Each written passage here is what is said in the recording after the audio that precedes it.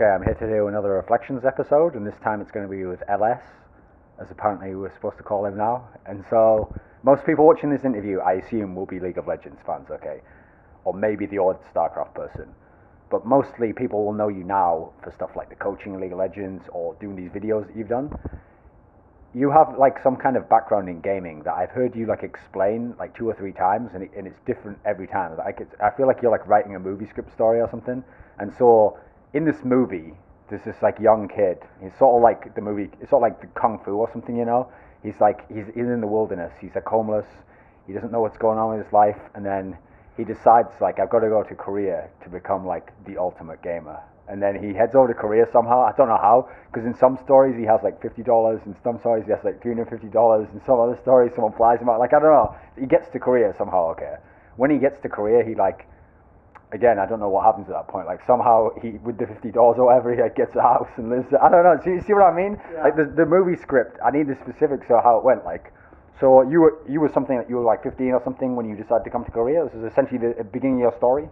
Okay, so in StarCraft 1, it goes back to StarCraft 1. I initially wanted to come to Korea to live with Astro, so I reached out to Super Daniel Man and Artosis at the time. But This was back when like Idra had come over. Yeah. And so at the time, I had a very bad reputation because of my history from when I was 12, and so I reached out to Artosis and Super Daniel Man exclusively. I wrote a letter in English. I also had it translated by a Korean friend because the Korean coach, expressing that I wanted to come over to Korea. But basically, due to my age and some other factors, I couldn't end up doing it, and then I just kind of quit because the entire community of Team Liquid was against me. TSL was going on, and the people that I was helping in TSL got knocked out, so I saw no point to keep playing.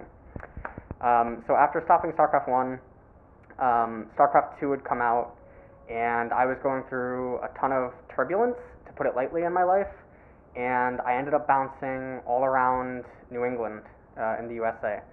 And eventually I had to go to Maryland to live with a friend's family. I just turned 17, and StarCraft 2 came out.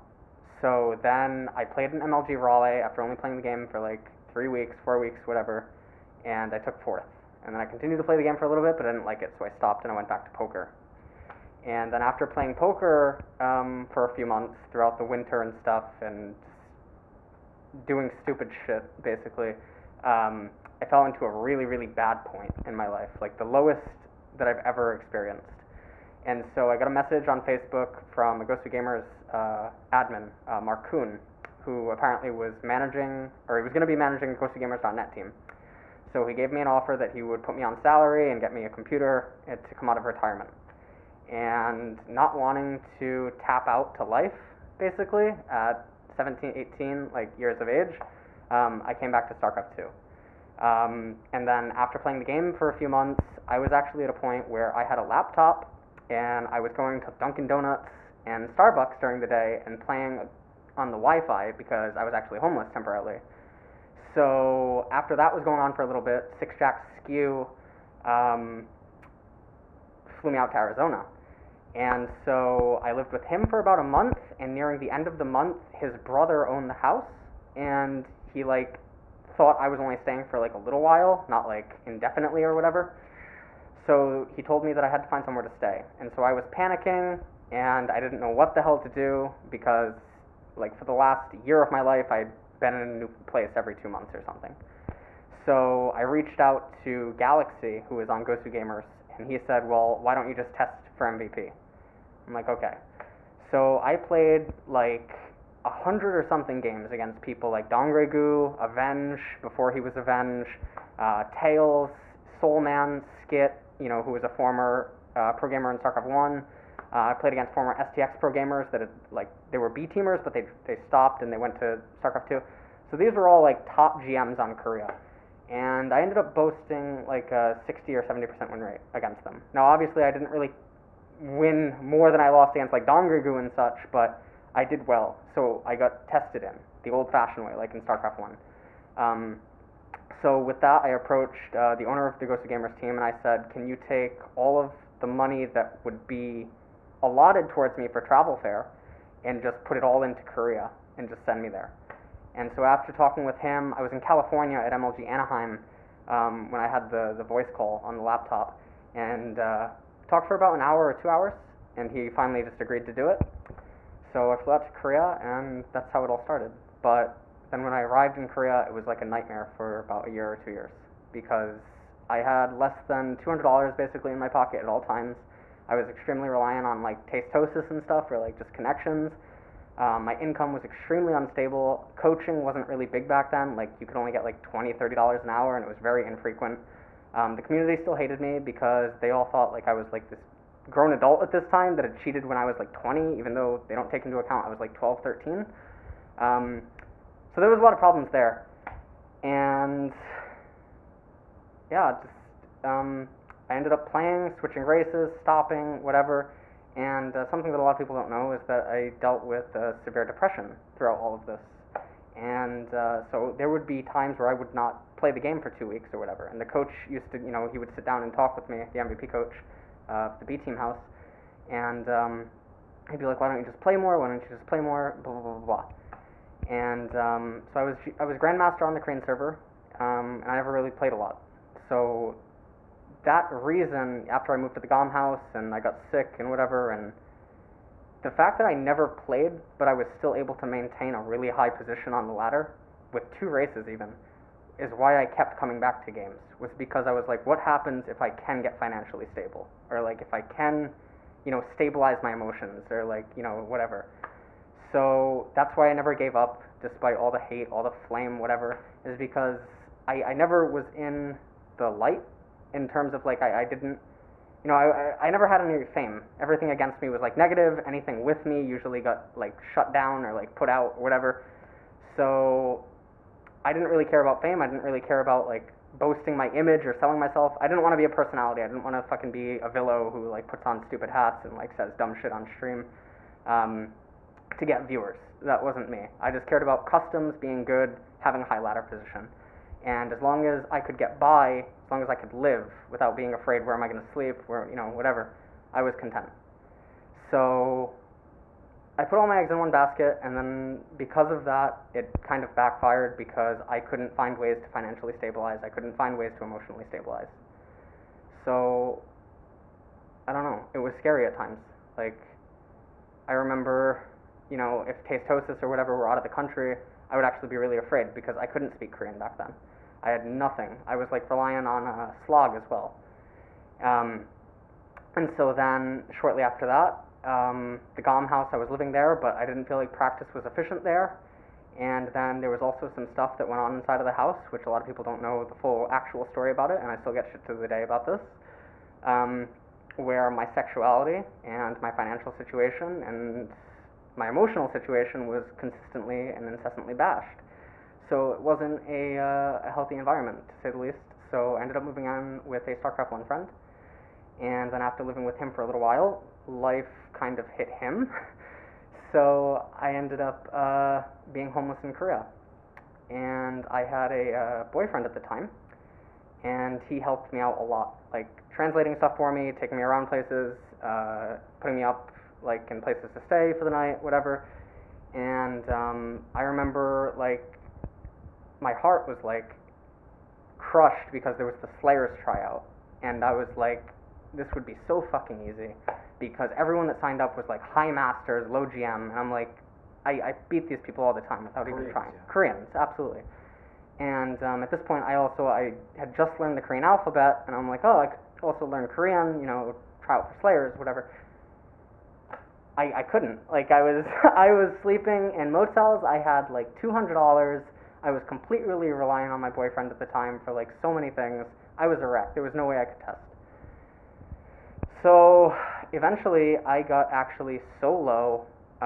He was going back to America, and so the proximity and stuff, it just wasn't going to work.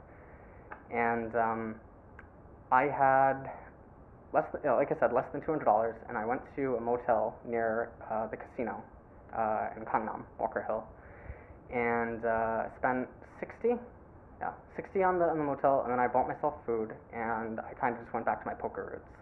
So I took the remaining money and I sat down at the poker table, And Tastosis were out of the country, I believe, at this time, temporarily or something. And so I had no one to call, no one to turn to, and I had nothing to lose, basically. I didn't have anywhere to go back to in America. I couldn't even get back to America if I wanted to. So I went to the casino, and I did well, despite the pressure. And if I didn't do well, I honestly do not know what would have happened, because I was at a chaotic, like, nervous breakdown point. Like, I was ready to have a mental breakdown. And after that, I stayed there at the motel for like a week or two, like 2 weeks or so. I was living there, and then I managed to amass enough of a profit to buy a new computer because my laptop was starting to shit the bed.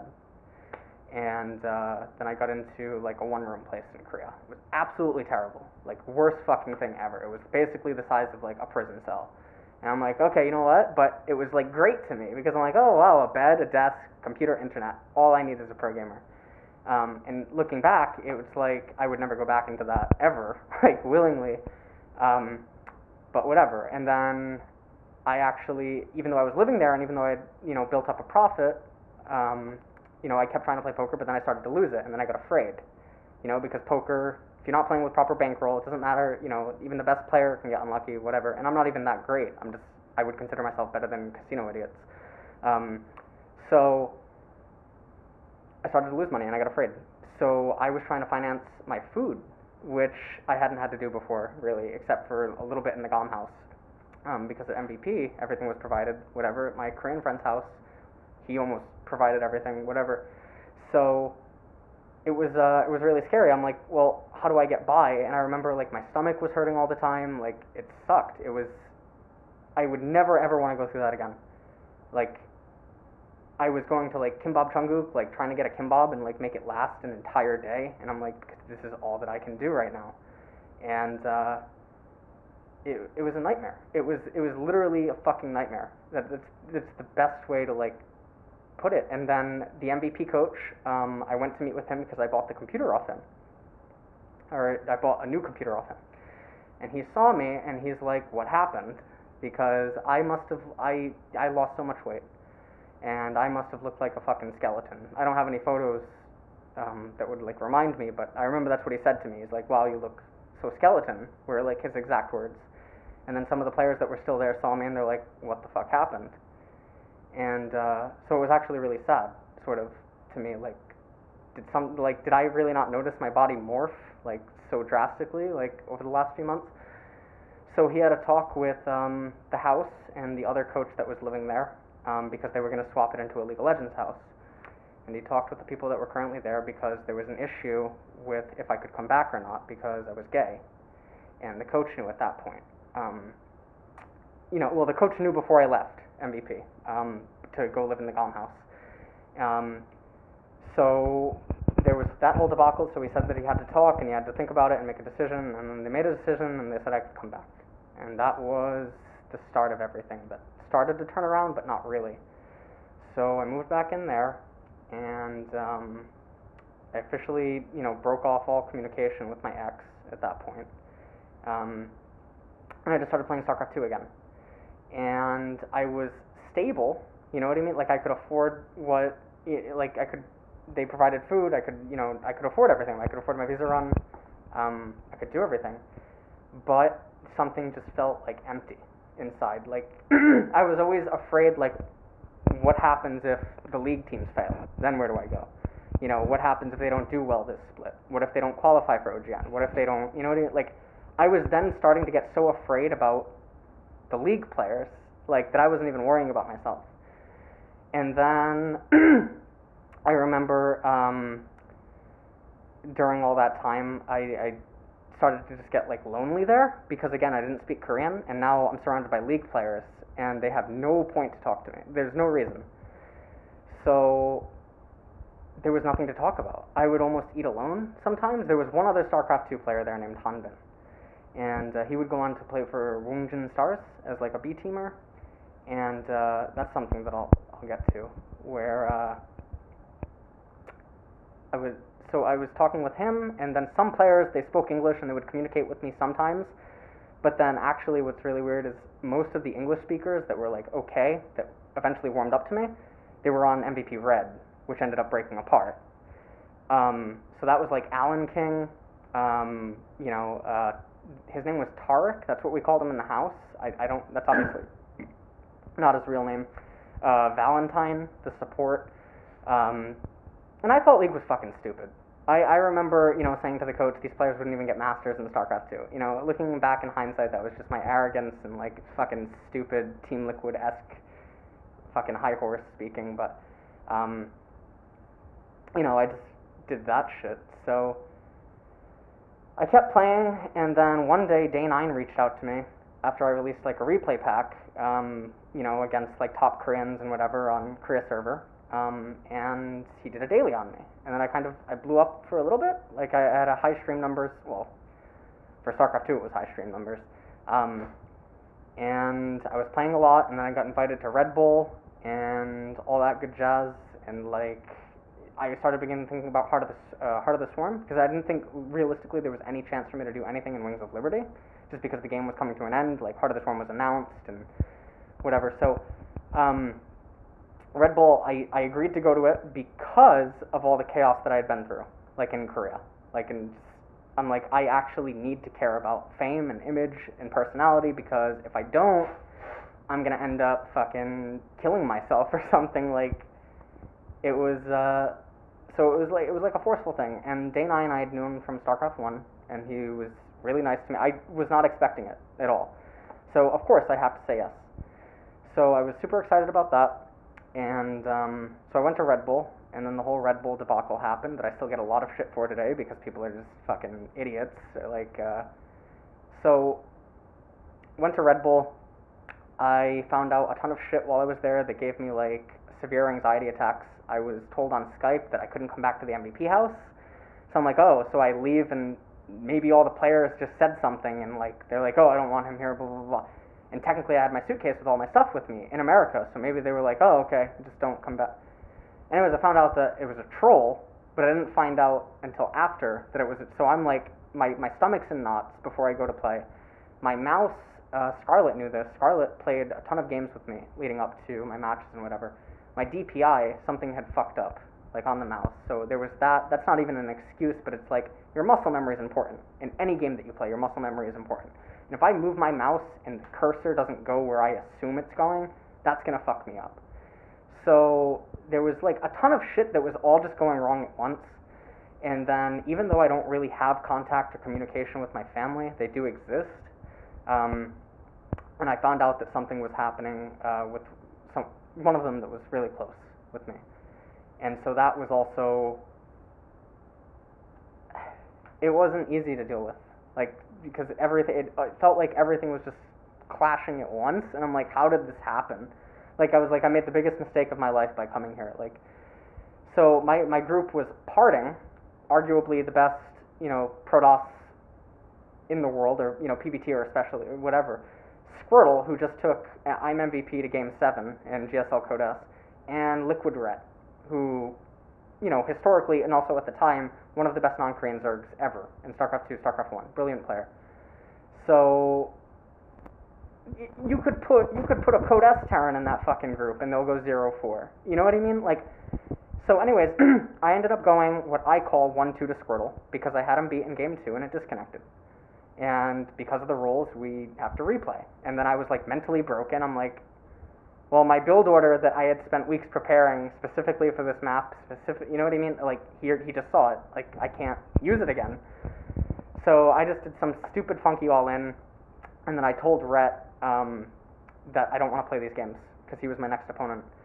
And I'm like, I don't want to do this. Like, I don't want to play, but I'm like, I respect you, so if you want me to play, I will play. And I'm sure he remembers this. And he told me, you know, please don't do this to me. You know what I mean? I don't want to take a forfeit win, you know, whatever, blah, blah, blah, play, etc. So I said okay. But I only said okay after Day 9's mother came into the booth and talked to me, because I was having severe anxiety flares. Like, just because I was in chaos at that point. I was like, what the fuck, you know what I mean? And it was scary, thinking that, like, I know I'm going to be judged for all of these games, and it doesn't matter, even unless I win, it wouldn't matter how well I do in the games, because that was just, it's fucking Last Shadow, no one gives a shit. So, so yeah, I went 0-4, and it doesn't really matter, because the following week, Rhett fucking 3-0'd MVP.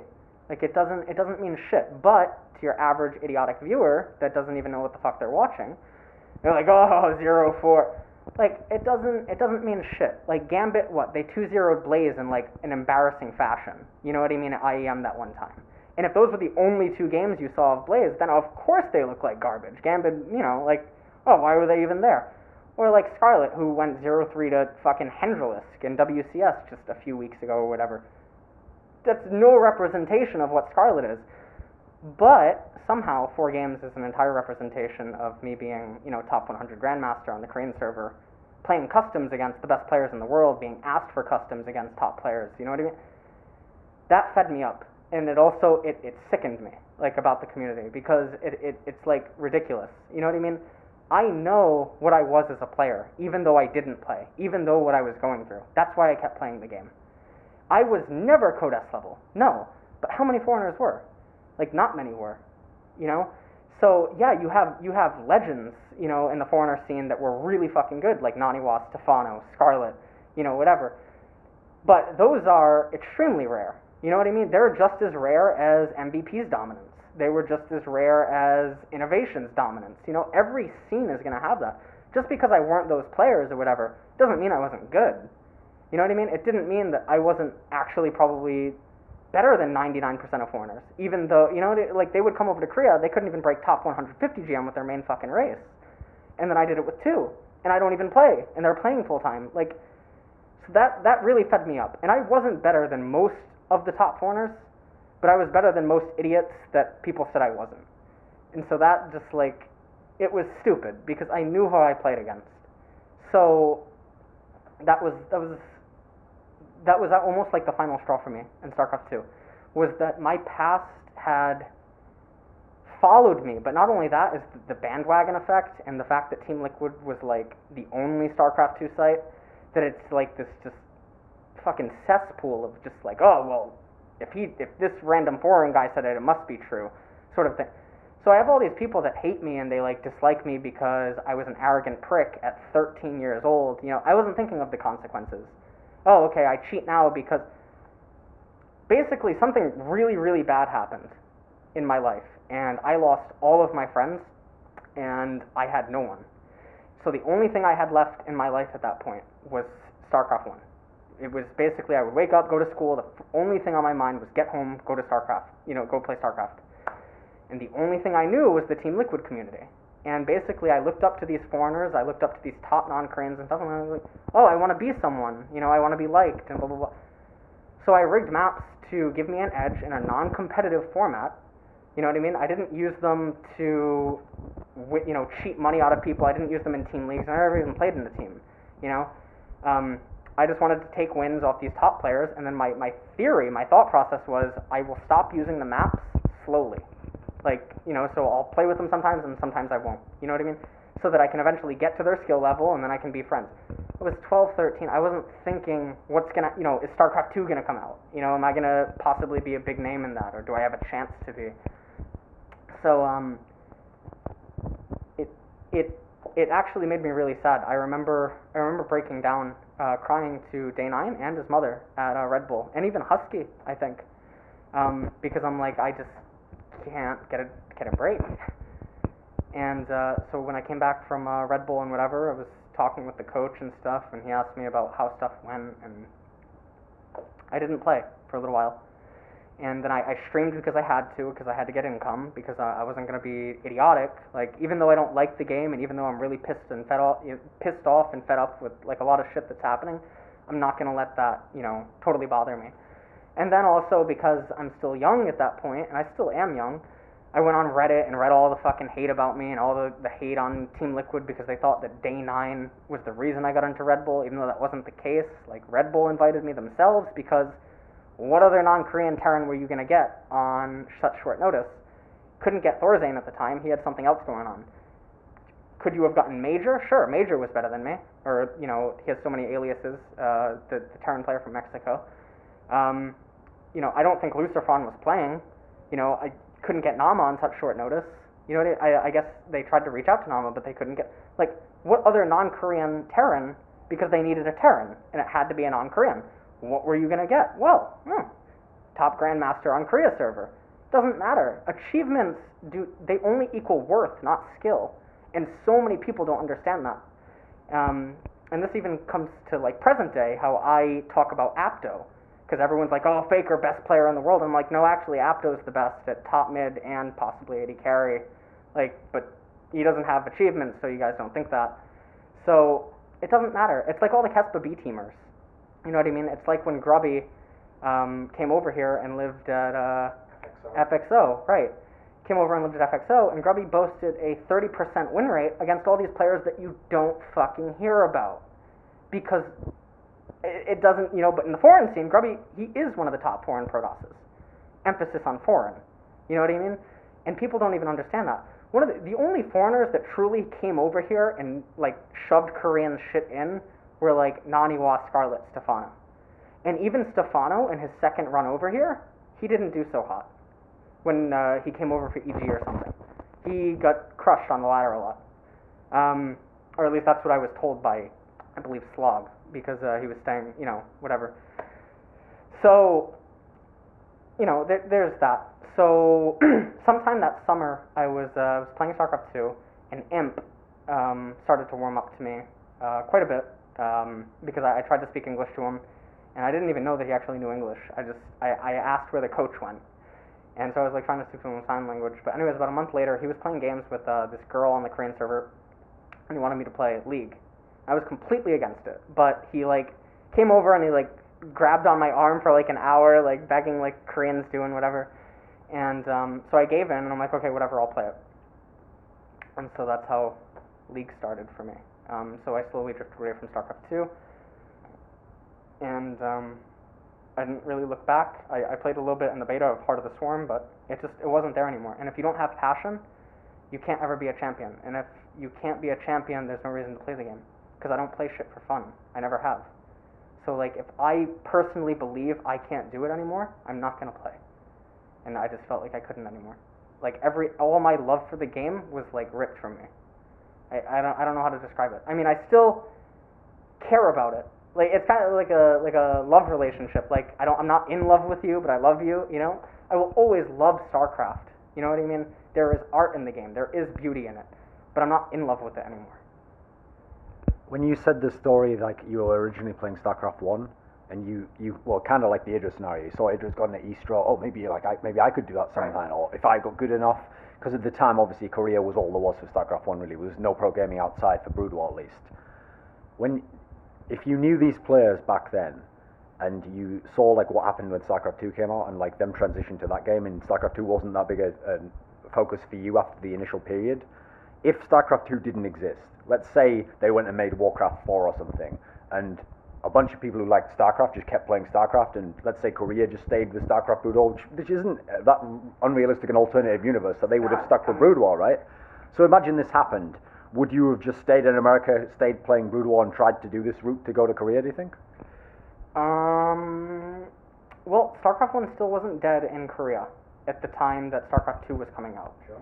But basically, I was still too young to come to Korea. Because I think unless you're 18, you actually can't come out to a foreign country without parent. Or I didn't even look into it back then, but that was just my thought process. I probably just would have kept doing poker or something. I don't even think I would have came back to games if not for StarCraft 2.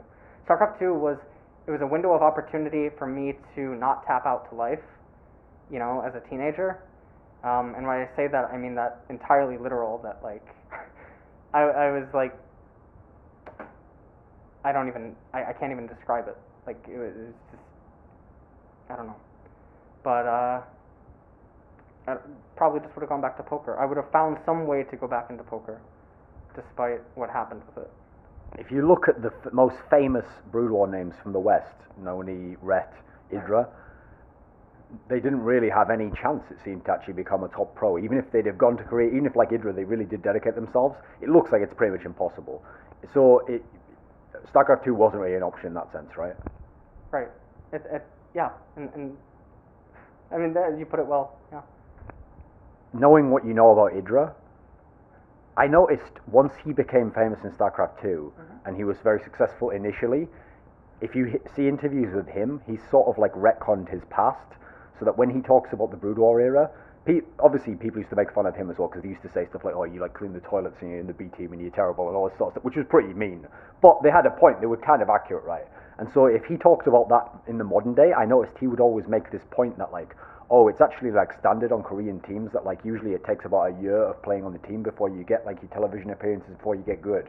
And then conveniently, I think he'd been on the team for like just about a year when he switched to StarCraft 2. So he sort of makes it sound like, you know, maybe I was close to breaking through. And then he'd use the analogy of like, you know, like MC wasn't very good, but he was going to break through. And Marine King, and you know, it makes it sound like, oh right, so if Idra had played for 6 more months, he was going to become a proper pro. Was being just fair as you can, was he ever going to be able to become like an A-teamer, do you think, in Brood War? I think because of his race, no. You mean Terran there, by the way? Terran, yeah. And not because he's not intelligent. He's actually a really intelligent, well-spoken person.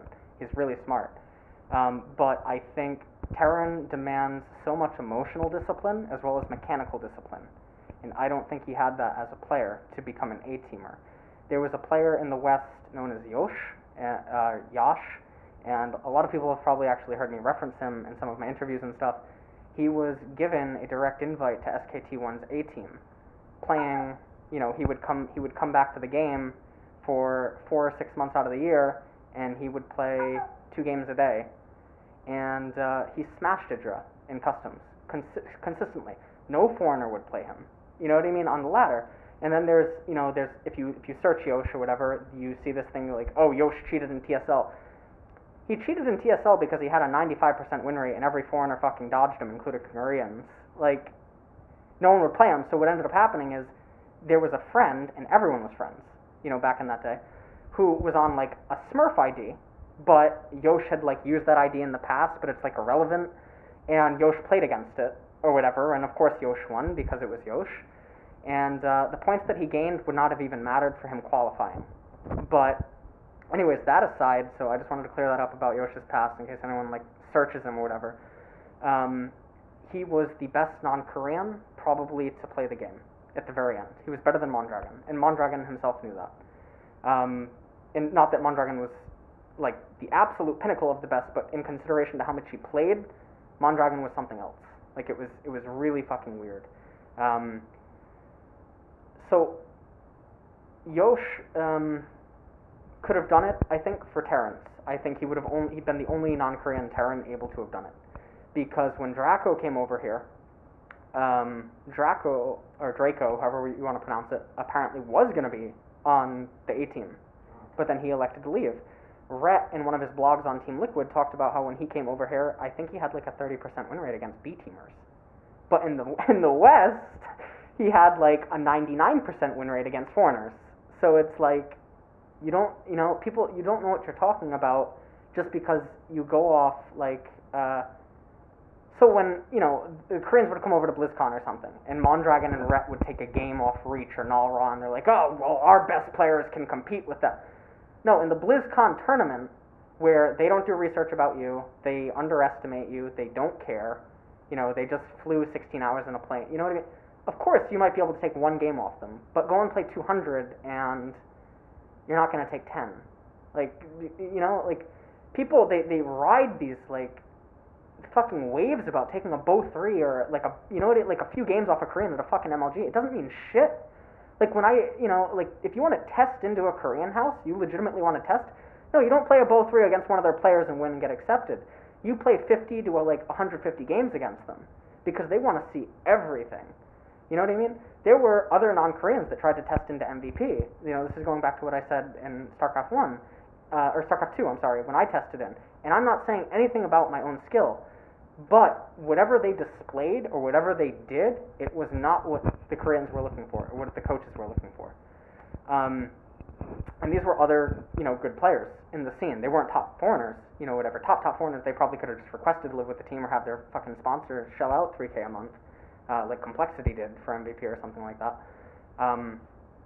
But yeah, so hope that answers the Idra question. Okay. Oh, actually, about Brood War in general, like I know you watched like the Korean scene as well. You watched like the OSLs and stuff. Right. I know that from when I talked to you before, you had some like interesting ideas about like the best players ever. So people like Savior or Jaedong or Flash, like, like the standard way people think of those players, like, oh, Jaedong was the best at one point, and then Flash was the absolute best afterwards, and at the end Flash was the best, and then Savior was the best before them, and like, there's like a little progression where it's like very simple, like this player, and then this player, and then this player.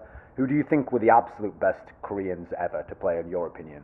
Like, who was the most talented, or who was the best overall? Like, do the championships actually represent who the best was, do you think? I think in consideration to era, you know what I mean? Because you also have to talk about when the person played. Like Bobby Fischer, he was one of the best chess players ever. If he went up against, Carlsen now, Carlsen would run circles around him. Like it wouldn't even be, you know what I mean? Could Fischer catch up? You know what I mean? If Fischer was the same age as when he was in his, reign or whatever, and then if he came and played Carlsen now, no one know, you don't know. Because there wasn't the need for him to play at such a level back then, because he was on top. So unless you have someone challenging you, you just get comfortable on top. It's like Bruce Lee. Everyone refers to Bruce Lee as the greatest, martial artist of all time, and then, sometimes you hear like that Fedor Emelianenko, whatever, but you can't compare the two, because not only are they from different eras, there was different ideas on what is the best, So my opinion of the greatest player that ever played the game is Savior. It is Ma Jae-yoon. Because in a time where Zergs only had like a 30% win rate against Terran, and they weren't doing so hot against Protoss, Savior was the one to basically say fuck you and go 90%, 80% against these races. He was the only one that, no one could find an answer to. He developed these build orders with nothing to go off of. Like that sounds so simple. Like the stuff that he came up with, when you see it now, it's so simple. But when you go back, before it existed, before he pioneered it, that was not simple shit. Like you could, they had coaches, because Savior came to power 2006, 2007. That's 7 years after you had top Korean pro gamers, top Korean coaches grinding 12 to 15 hours a day, and yet this boy, I'm going to call him a boy because he was a teenager, this boy saw something they didn't, in such a short time. And then even after he quit, there was still a rumor that because the Bond, Flash, Jaedong, they still played with him. It was like forbidden, but they still did on US West and stuff and customs. And he was said to hold a win rate over them all, even though he wasn't playing, that much. Savior is art. That's the only way to describe it, is he is art. You can say what he did, but when you think about it in perspective, he didn't kill someone. Now, yes, you can say that he attributed to the death of StarCraft 1. That's fucking bullshit, because that's not what he did. He may have played a part in denting its image, but no, that's not what he did. That's just the media being the media, and that's you being a bandwagoner and thinking that you know what you talk about. Like, you're the type of person that goes on Reddit, fucking you see something about Barack Obama, and suddenly you know politics. Like, that's not how it works. So, Savior, first off, you would have to know his life, his family situation, and then you would also have to know that he recognized the game is coming to an end. And what's the fastest way to make more money for not only himself but his family, because he's thinking long term. So many pro gamers aren't thinking long term. So Savior, being young, naive, not really thinking of the big picture, whoever does, did something really foolish, and a lot of people condemn him to this day for it. It is not representative of who he is as a human being, So I get really sensitive on the Savior topic, I guess. But, he's a piece of shit for that choice, but not as an overall person, and you will not deny or take away his skill and what he did for the game. Because without Savior, the game wouldn't have become what it was. He literally, I don't even know how to describe it. Like, he morphed it. He not only morphed it, but he resurrected it, So Savior's up there. Flash is definitely up there. You cannot deny that. You cannot take away from Flash. because Flash found the answers to the answers. He saw the solution before, seeing the problem. So Flash in himself is art, So you have, Savior, Flash. You have Jaedong, but Jaedong, basically, he was like the refiner. He took everything Savior did. He did come up with some stuff on his own, but he just did it that much better, that much more crisp. So yes, he is the best Zerg of all time, technically. Well, unless you factor in the fact that apparently Savior, now I don't know this for fact, so this is technically just hearsay, that Savior still was better. And I remember, this is probably just me being like emotional and a kid, the time Savior like destroyed Jaedong on Heartbreak Ridge.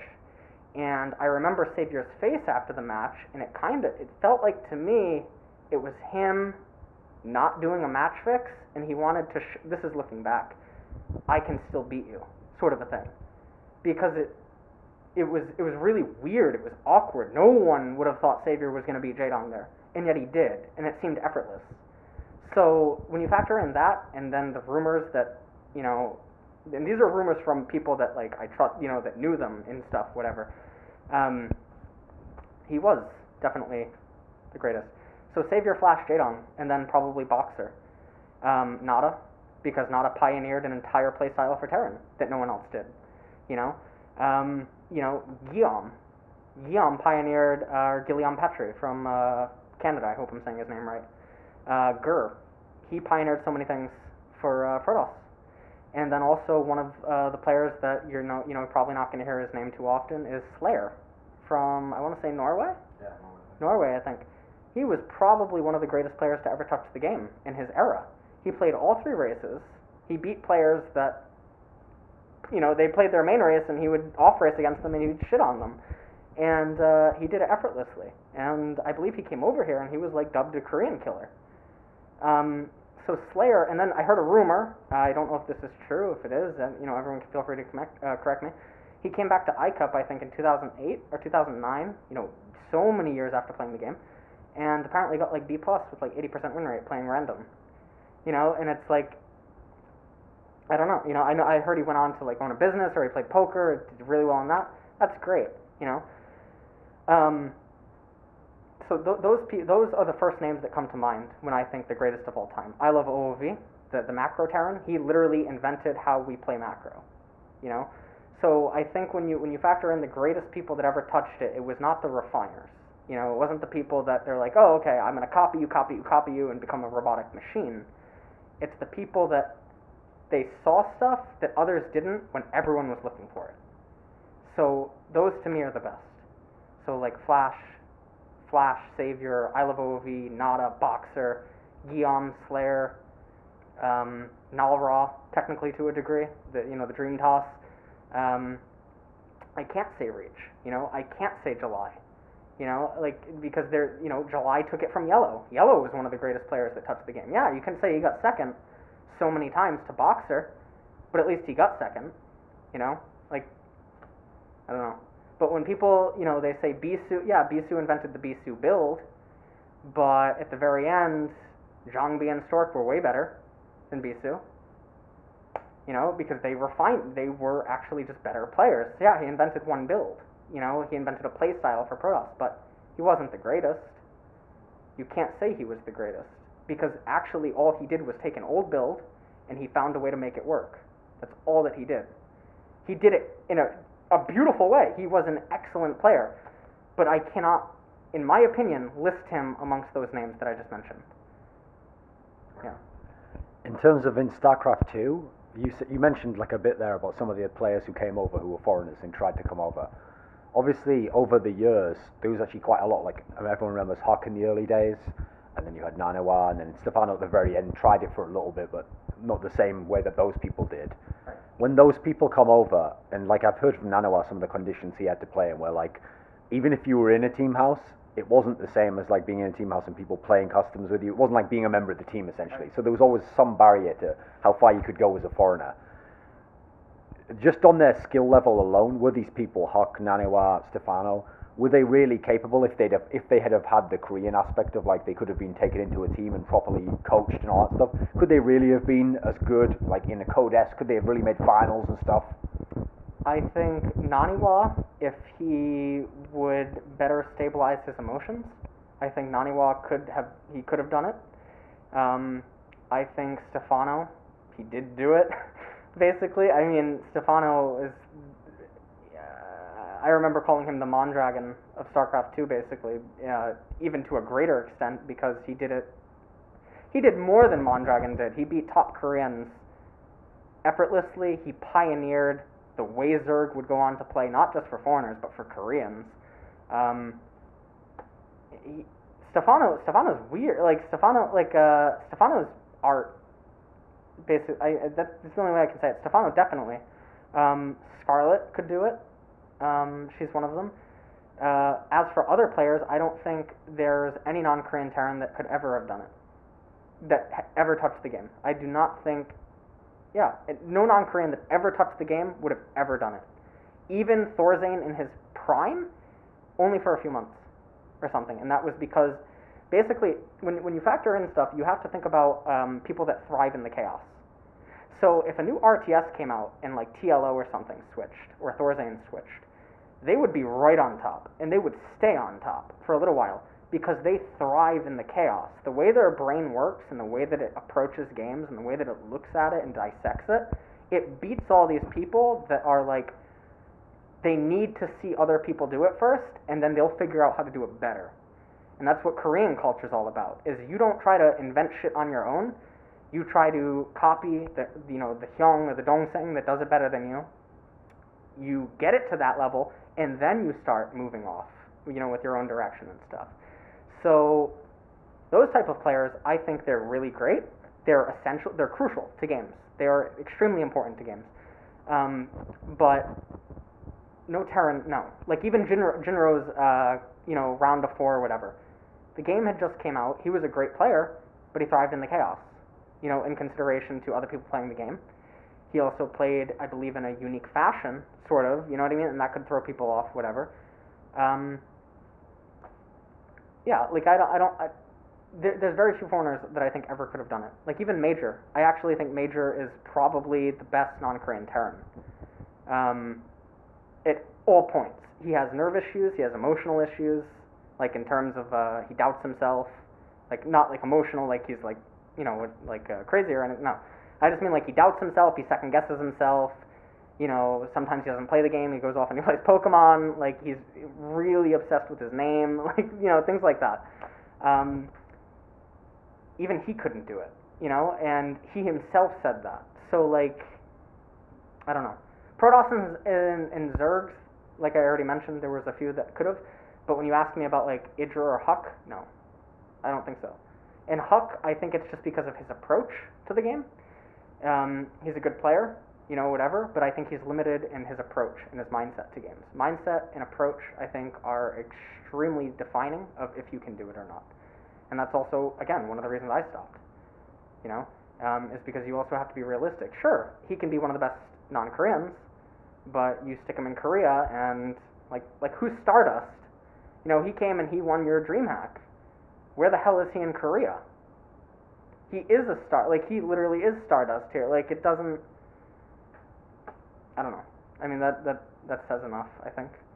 What do you think it says about StarCraft 2 as a game, that in every race there was good foreigners, but in Terran there was, like, 2 people maybe ever that even are worth mentioning, and only one tournaments, and even then, if you ever actually look at Forzane's record, like, he's the guy who, like, had way less big results than the other big names, but he won a couple, so it makes it look a lot better, Whereas if you look at someone like NaNiwa, for example, there's like a million top 3s, and, even if he's not winning, the consistency shows probably a better player overall. Why is Terran as a race why can't white people play Terran? I think one of the reasons that white people can't play Terran is because I talk about this a lot, and I'm sure I'll be called like a Koreanaboo or something, whatever people call me, or whatever, like me and Monty get called.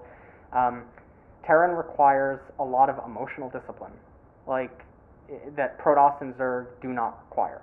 And it's because Terran, as silly as this sounds, and every race can say it to some degree, Terran actually cannot make mistakes in the sense that other races kind of can. And I'm not talking about micro mistakes, forgetting a supply depot, not making the right units, whatever. Terran is an extremely methodical and like rapid pace race that a lot like it can go into culture. Like I think like in Korea, if you're in high school, you're in school or something, it's if you can't do an equation or you're writing an essay and it's not whatever, and Johnny, obviously that's not a Korean name, but Johnny does really, really well, you copy Johnny, and you get to be as good as Johnny before you go off and do your own thing. And with Terran, it's like that, where they grind. Okay, I can do this just like him, whatever. In fucking foreign, Care Bear land, it's like, oh, okay, well, I can do this 1-1-1, do it really poorly, but it'll beat him, so it's good enough for me. I can do a 2 racks here, that'll beat him, whatever. There's no emphasis on mechanics. There's no emphasis on timing. There's no emphasis on emotional discipline. Screen locking, screen changing, whatever. All these things that are really crucial to succeeding with that race. Fucking, it's gone in the white world. It's just not there. And when that's not there, yeah, Korea also has that for their Protosses and their Zergs, and Koreans' Protosses and their Zergs are also eons above. You know what I mean? Non-Koreans. But that race, it takes it to a new level. But, just like in StarCraft 1, if you can take it to that level, you almost do not lose to players worse than you, which I think is something that's interesting. Sure. So. Well, I have an interesting hypothetical for you then. So an excuse that someone's going to give when they hear that question about why can't white people play Terran, they're going to say like, well, look at the stats, like in GM everyone plays Zerg in America, or they're going to say, oh, like maybe people just didn't pick it. Do you think there's a sense that people, when they start the game, somehow this is why they get drawn to the other races? Like in Protoss, maybe it's a bit more forgiving early on or something. Like if we could go back in time now and we take Hawk, NaNiwa, Stephano, Scarlet, take them all and we say, sorry, Terran's the only race you can play if you want to play StarCraft 2. They all have to play Terran, they have to try. Something about it just wouldn't work with their temperaments or their styles or something, you think? I don't think any one of them would have succeeded. Just the way they approach the game and the way that they look at the game. They're all really great players, and the way they approach and the way they look at it, it works for their race. It does not work for Terran. It doesn't cut it for Terran. So that's my opinion on it. Yeah. Okay. So, a topic you've talked about here is going to be interesting to go into League of Legends, which is this idea. Okay, unfortunately, this always gets presented. I've seen it mentioned many times in the West, and there's some truth to it. In almost like racist terms, people think, where what they think is, since we all know that Koreans, if you put a line through the average Korean level pro gamer, his level's so much higher than the Western pro gamer. People will, if they're from the West, try and say like, okay, well, what happens is, yeah, okay, sure, they're better, but they're just copying each other, or they're just robots. They just do one thing, practice it a million times, like there's something to that, but they want to be like, oh, but in the West we're all like individuals and we're all creative thinkers, and we're sort of cavalier, and that's why we have our own flashy style. And listen, we might not win every time, but we can do like QXC, we can do like a cool build that no one's seen before. There's a little bit of truth to both though, right? So is there a degree to which like what is good about this style that you're describing here? Because it does seem to be prevalent in the scene where that's how coaching can exist. Because in the West, if someone tells me something, I'm probably going to be like, well, do I agree with that? And if I don't, then I'm not going to do it. Whereas in Korea, it feels like the person telling, well, I should try it, Right, absolutely. I think this kind of goes back to man versus machine, where yes, if like the IBM machine versus Ken Jennings and that other guy on Jeopardy. Well, yes, like they could compete with him. Like I know this is a really weird analogy, but well, yes, they couldn't compete with them. Eventually that machine will be better.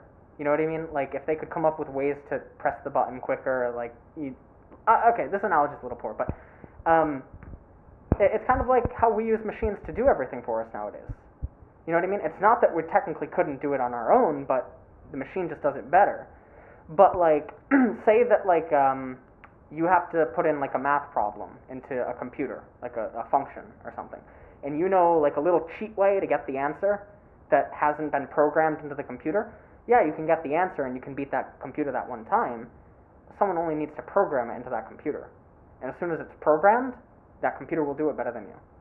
And that's what Korea is. Yeah, you can use the QXC build. You can use that, you know what I mean? It's only going to work once, you know, unless you are like Stephano and you entirely invent this style that Korea, it tries to come up with answers for it. You know what I mean? It's like Stephano's like a virus, and Korea's trying to hit him with antibiotics, and it's like, does this work? Does this work? Does this?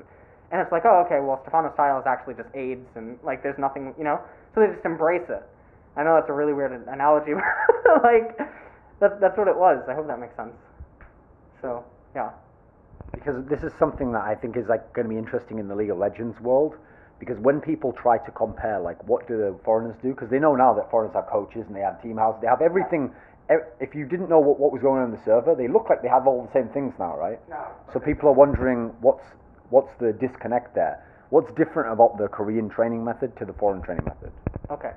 So even though you get the team houses and you have all the players in one house, first off, their culture is not Korea's culture. Okay? If they're told that they're doing something bad, they're probably like, oh, well, you don't know what you're talking about. And even if you show them, they're going to be like, well, my way's still okay because I win versus everyone else with this way. Just because I can't beat that guy with this way doesn't mean that it's bad. In Korea, that's not accepted. That's number one. The other culture is that if someone tells you something here, you do it. If they're older or if they're in a higher form of authority. So in here it goes sponsor, management, coach, player. So if a coach tells something to a player, even if it's wrong, they follow it without question. If it is wrong, they review after. But before that, you follow without question. And if you don't understand it, like say that the coach says something right, and the player, like, it works, and the player's like, I don't get it, you go through it with that player. If it goes really wrong, and the player's like, coach, it doesn't work because of this, then the coach knows, you know, he goes back to the drawing board, whatever. Something's gained. You know what I mean? But, you know, the coach is viewing it from an overall perspective, the player's tunnel vision. So it's more effective in that way. The other thing is, even though you have the team houses and everything, again, this goes back to infrastructure. If I walk outside here, and I go 5 minutes that way, I can go into a PC bong, and there's 50 to 100 Koreans playing League of Legends right now. I go 5 minutes the other way, there's 50 to another 100 Koreans playing League of Legends right now. I walk a mile, it's going to be like that at every single PC bong I go into. So let's say I'm a bad player at League of Legends or something, and, you know, like, all my friends started playing this game. I can go to a PC bong, look around for someone that has the diamond, you know what I mean, border. I can sit behind them and watch them. I can see their screen, I can see how they control their mouse, their keyboard, I can see their emotions, I can see what makes them mad, I can see how they're thinking, like, I can see what they stare at. And even though you watch streams, you can't get the same level of, like, I don't even know how to, like, describe. It's not the same. It's not the same. And then if I speak Korean, I can maybe tap him on the shoulder and be like, hey, why did you do that? You know, or maybe if he's with a friend and talking to a friend, I can hear how they're talking. And yeah, you could kind of get that through streams, but it's not the same, you know? And then because of Korea's culture and Korea's system and stuff, if you're not better than the guy above you, you're shamed. You know what I mean? Korea's so top-heavy. Like, let's be honest. Like, fucking, who cares about the teams that get 7th and 8th in OGN? No one. They don't have any fans. They don't, you know what I mean? Like, it doesn't matter. You're either Samsung, KTB, Najin, SK, or you're nobody. You know what I mean? If you get first or second, even if you get second, it might be like, oh, it's a fluke. You know what I mean? Because you have to do it, like, repeatedly to get respect here. You can't just go to fucking MLG, win a few best of threes, and suddenly you're good, like how Team Liquid thinks. No, that's not how it works here. You would have to do that 5-10 times over. Not, you know, well, if you played in 2 OGNs, you'd obviously play, like, a lot of games, etc. You would define yourself as a player. There's a quote from Stu Unger, one of the greatest poker players to ever play the game, that any idiot can win a tournament. It takes a champion to defend it. And that holds merit in Korea, you know. But to the same degree, going, you know, to the infrastructure, even though, again, they have the team houses, they have the players living together, they're not coaching the same way Korea does, because that culture, that authority is not in place. Even if you put it in place, it doesn't matter, because the way they were raised by their parents, because where they're born and where they're from, they don't actually embrace it the same way that Koreans do. So I've said this countless times, that if it comes to esports, or, you know, whatever, if Korea wants to win at a game, there is no country that will ever compete with them. if they want to win, and that's because Korea. How big is Korea? It's like it's like 300 kilometers by like 120 kilometers or something like that. Like imagine all the best players in the world from Europe, NA, South America, Africa, like whatever, living in something that small. Like it basically it would be like bacteria. You know what I mean? Like yeah, there's like one bacteria climbs over the other and it's a lot stronger, but then some other form of bacteria is going to grow over on top of it.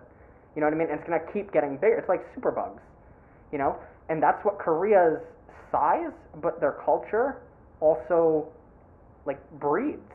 It's just this never-ending like hive that no country can ever compete with. Imagine if all of the NA League of Legends players, so all like I don't know how many million there are, all lived in fucking Massachusetts. You're gonna get all these players talking about it. It's gonna be everywhere. You can go and see the best players whenever you want. You can see their screens. You can see how they talk, how they interact, whatever. There's gonna be a way bigger drive to be good. It's kind of like chess was in Russia. I used that analogy on Twitter, a little while ago, where you wouldn't compare a 1400 ELO Russian to a 1400 ELO American back in the height of chess's empire. You just can't do it. Because when they go to play their first rankings, their first rated matches, they're so much fucking better than anyone who's going to play their first rated matches in America. So they're playing these players, and yeah, they may be 1200, but that's because they're actually playing people that are like what would be called 1800 in America, because it's so common out here. I believe Monte Cristo posted how like 2% of Korea actually watched the OGN finals, and that's just from the data that they have. That doesn't include like if there's 5 people in a room watching it together. You know what I mean? You can't compete with something like that. I mean, select people can. Select people can. You have Froggen, you have Double Lift, you have Wild Turtle, you have Bjergsen, you have like these people that rise, from their. It's like the fucking Bane from Batman shit. Like that one person will rise out. Stephano, Scarlet, NaNiwa, etc. You will have people that can rise to compete with them, but the overall mass, Korea will shit on you, and you can't compete with it. Look at China.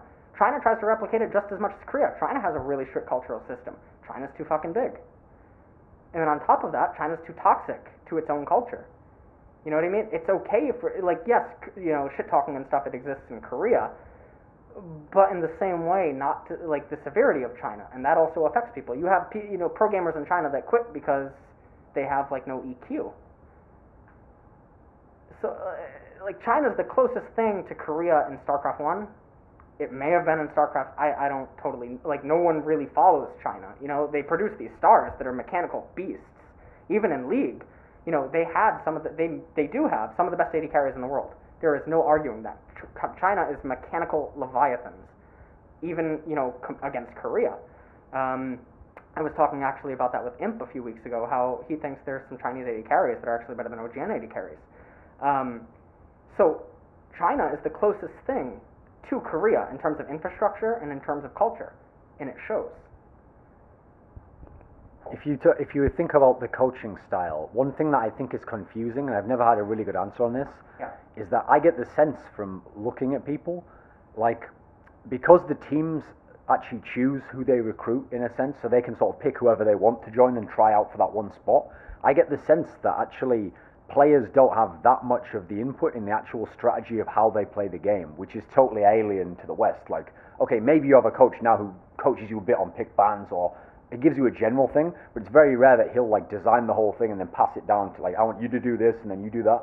It looks, if you hear the hype about people like Coma and stuff, that it's actually them who decide what the strategy is going to be against the other, and then your job is just to execute. Is this accurate? Absolutely, yes, it's completely accurate. The players have, again, it goes back to what I said, where if the coach says something that's wrong, the player can then address it. But beforehand, you can't address it. It's like a no-question system. Because the coach's role is not to be your buddy, you know what I mean? His goal is to give you a strategy to win. Similar to like in football and stuff. The coaches make those calls. The coaches make the decisions and stuff. The players execute it. It's kind of like the coach is fucking the summoner in League. You know what I mean? And you're just the champions, basically, that he's manipulating. And yeah, obviously your mechanical ability is why you're picked into the team and stuff, but the coach should have the say on the strategy and stuff. And if the coach is wrong, then the coach is wrong. You either you replace him or he learns from his mistakes and he becomes a better coach. That's his role. So that is completely alien in the West. You know what I mean? And then on top of that, you hear all these problems with shot calling inside of teams. Like, what the fuck is a shot caller? You know, like, in Korea, like, Samsung, for instance, they had a hierarchy in terms of shot calling. So if Dandy says something and Imp disagrees with it, Imp raises his voice. And then you have, like, literally about a second and a half to complete this hierarchy. Like, because that's how League is. Like, everything is split second. Where then if Dandy disagrees, he re-raises his voice. And then if Mata disagrees with Dandy's disagreements, then Mata raises his voice really fast, and then you go with the call. So there's like a hierarchy, and that hierarchy is established because all these players, like on Reddit and stuff, they see these highlight videos of Koreans, like doing tricks on Yasuo. Like there's like 7 minions in like a line, and there's 4 enemy champions, and somehow he dashes like perfectly, gets a fucking double kill and escapes. And they're like, oh, how did he come up with that on the spot? It's like, because he didn't come up with it on the spot. He's done that situation so many times, and it's just muscle memory. It's a robot, like I said. He did not just come up with that on the spot. If he did come up with it on the spot, you'll know, because, like, situation probably there was no way for that to be replicated inside of practice or anything like that. Kind of like there was some highlight where Double Lift got, like, Yasuo ulted into the air, and somehow he landed tumble flashed at the same time, condemned into an inhibitor at like the edge, and like got a double kill. That, no, you're never getting that situation. Like how fast it happened, the positioning from the champions, okay, that's beautiful. Like that's really skilled. But when you take into account like these really weird things that everyone like goes nuts over, like the insect and stuff, it's not impressive. You know, like it's just not, because like they've done it over and over and over. So also shot calling in Korea is very different, where it's robotic and methodical, because the decisions are already known. The players all know what to do. That's something that Lokodoko has talked about, where everyone just knows what the fuck to do. So the coach, it's also easier for the coach to relay to the players what they're going to do as an overall strategy, because they already know what to do on a macro, a macro level. So in terms of overall gameplay, but not like rotational and whatever. So that's a little bit different. And then obviously picks and bans and stuff. Players, they shouldn't have to be asked to know like damage outputs and what comp beats what comp. At what point does X comp become greater than X comp? How long does that last for? At what point, under normal circumstances, does this comp remain ahead against this? How far behind are you allowed to fall with this comp until the game's out of reach? They shouldn't have to be asked about that stuff. That's the coach's job. That's the analyst coach's job. And then there's the discipline coach. Like, there's multiple forms of coaching in Korea. They shouldn't have to be asked about that. They should just have to be mechanical beasts. And in the West, you don't have that. At least not yet. And even if it's starting, it doesn't mean anything. Because there were team houses in StarCraft 2, in the West. Whatever. You're still going to have NaNiwas, you're still going to have Stephanos, you're still going to have Scarlets. In League of Legends. You have Froggen, you have Bjergsen, Double Lift, Wild Turtle. I can keep listing people off. And you will have teams that can rise and maybe challenge some of the Korean teams, like Cloud9. Cloud9 back when they were like these like monsters that just no foreigners could touch. But even when they were monsters that no foreigners could touch, I would bet money that round of 8 NLB teams still would have like ran circles around them. But you won't know that because Riot does a really good job at keeping it quiet because they have their region lock. So there's like the delusion that foreigners aren't that bad because they sometimes do okay at the international events against the Koreans. Yeah. So to talk about some of the Korean players, we should obviously immediately go into this topic, which you're the only person in the world who is convinced that Apdo is better than Faker. Yeah. So that some people will think that you're just doing that to be like a contrarian. Like you want to be like, oh, I know everyone else agrees, like this guy's the best ever. Well, I think this guy's the best ever instead. Like, was there even any degree of that when you first started watching? Like, you really, what would convince you that he's better than Faker? Well, Apdo, again, this comes back to consistency. Apdo consistently gets any account that he feels like into Challenger with like a 70 or higher percent win rate. That is something that no other pro gamer can replicate, even if they want to. Deft actually tried to do it, and then he got it with like 61%. There's actually a gigantic discrepancy between 61% and 70%, and people don't realize that, because like even in StarCraft 2, the greatest players in the world only have a 60% win rate, and they're the greatest, and you're only flipping a coin. That's really scary, you know. And so people they look at those win rates and they don't realize, you know, whatever. Look at EU and NA LCS. What is first place? What's their actual win rate? Like 70-something percent, like 70, 80%. Like, it's not very high. You know, you can't win all the time. But Apdo, the other thing is, from watching him and also from talking to some Korean players, like when they're not speaking in interviews, and because you can't actually speak about Apdo publicly, if you want to have a good image. It's kind of like Savior, sort of, because he's banned, he did this elo boosting, whatever. Which is nothing like Savior, sort of, but like it's still a bannable offense by Riot, whatever. But Apdo is the only player that makes every lane's pro gamer afraid. You know, I talked to Imp, and Imp, you know, has said that, at least he said this to me in a taxi. You know, I actually probably have the video on my phone or something, that he's afraid of Apdo's AD. Like his AD carry. He has the best mind games in the world. He's the only pro that he makes pros look like amateurs. He makes them break emotionally in lane. Like, you watch him play, and you'll see like a pro gamer that's like an OGN, like Flame or someone, and they'll just do something so uncharacteristic, and it's like, that can't be them. But it's like Apdo makes them do it. It's like he gets in their head somehow. Like, he makes them think that they're in a position that they can do this, but they're not. Like, his mind game, he doesn't have the best mechanics. He doesn't. Which I've said this. Faker probably actually has better mechanics than Apdo. Apdo's mind games, his knowledge of when to call for counter ganks, where to say the enemy jungler is, and then he also plays every lane. He can play every fucking lane. Every champion in the game, Apdo can play it, almost at the same level. So imagine Faker being able to do what Faker does, but with top chain bans. Being able to do it with AD carry champions. Being able to do it with jungler champs. That's Apdo. And he takes it to this whole new level. And then Apdo, he's not a god, because he can improve. His mechanics are not the best. And then he also has an emotional problem where if Apdo feeds, he feeds. But if he does well, there's no stopping him. And if he goes even, he will carry you. Like, even if you don't die to him in lane, he doesn't kill you, you go even in CS, he's going to ping his team to victory, like in solo queue. And even though he doesn't have achievements, he solo carried Team Dark through NLB. He did that. The other thing is, you cannot say that achievements equal skill, because it doesn't.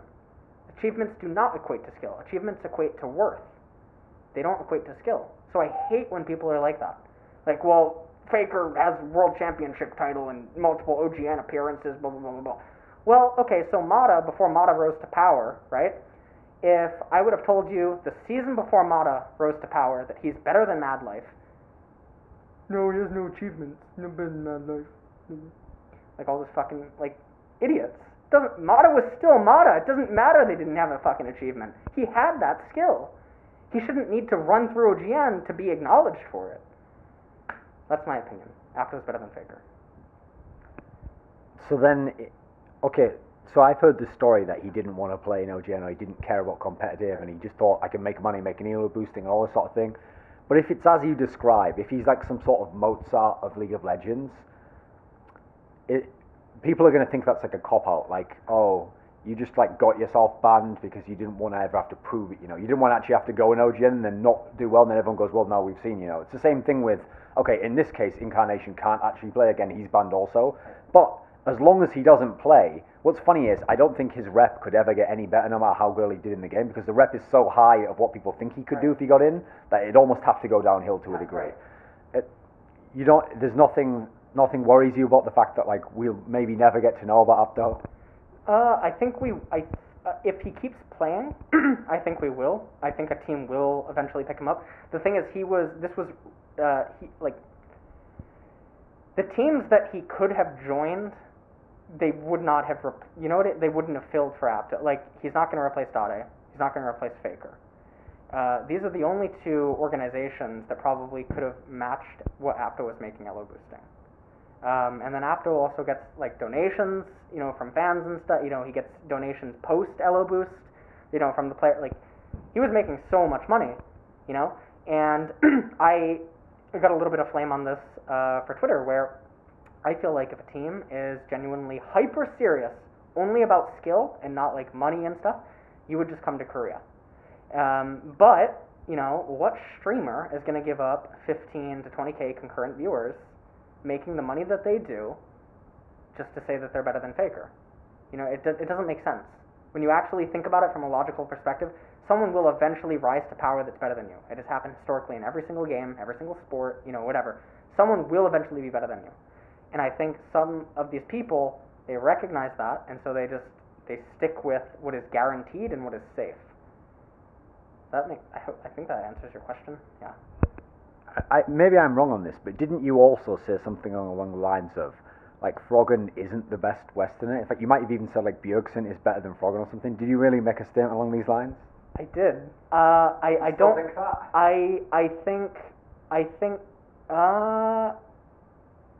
I think Froggen's really, really, really good.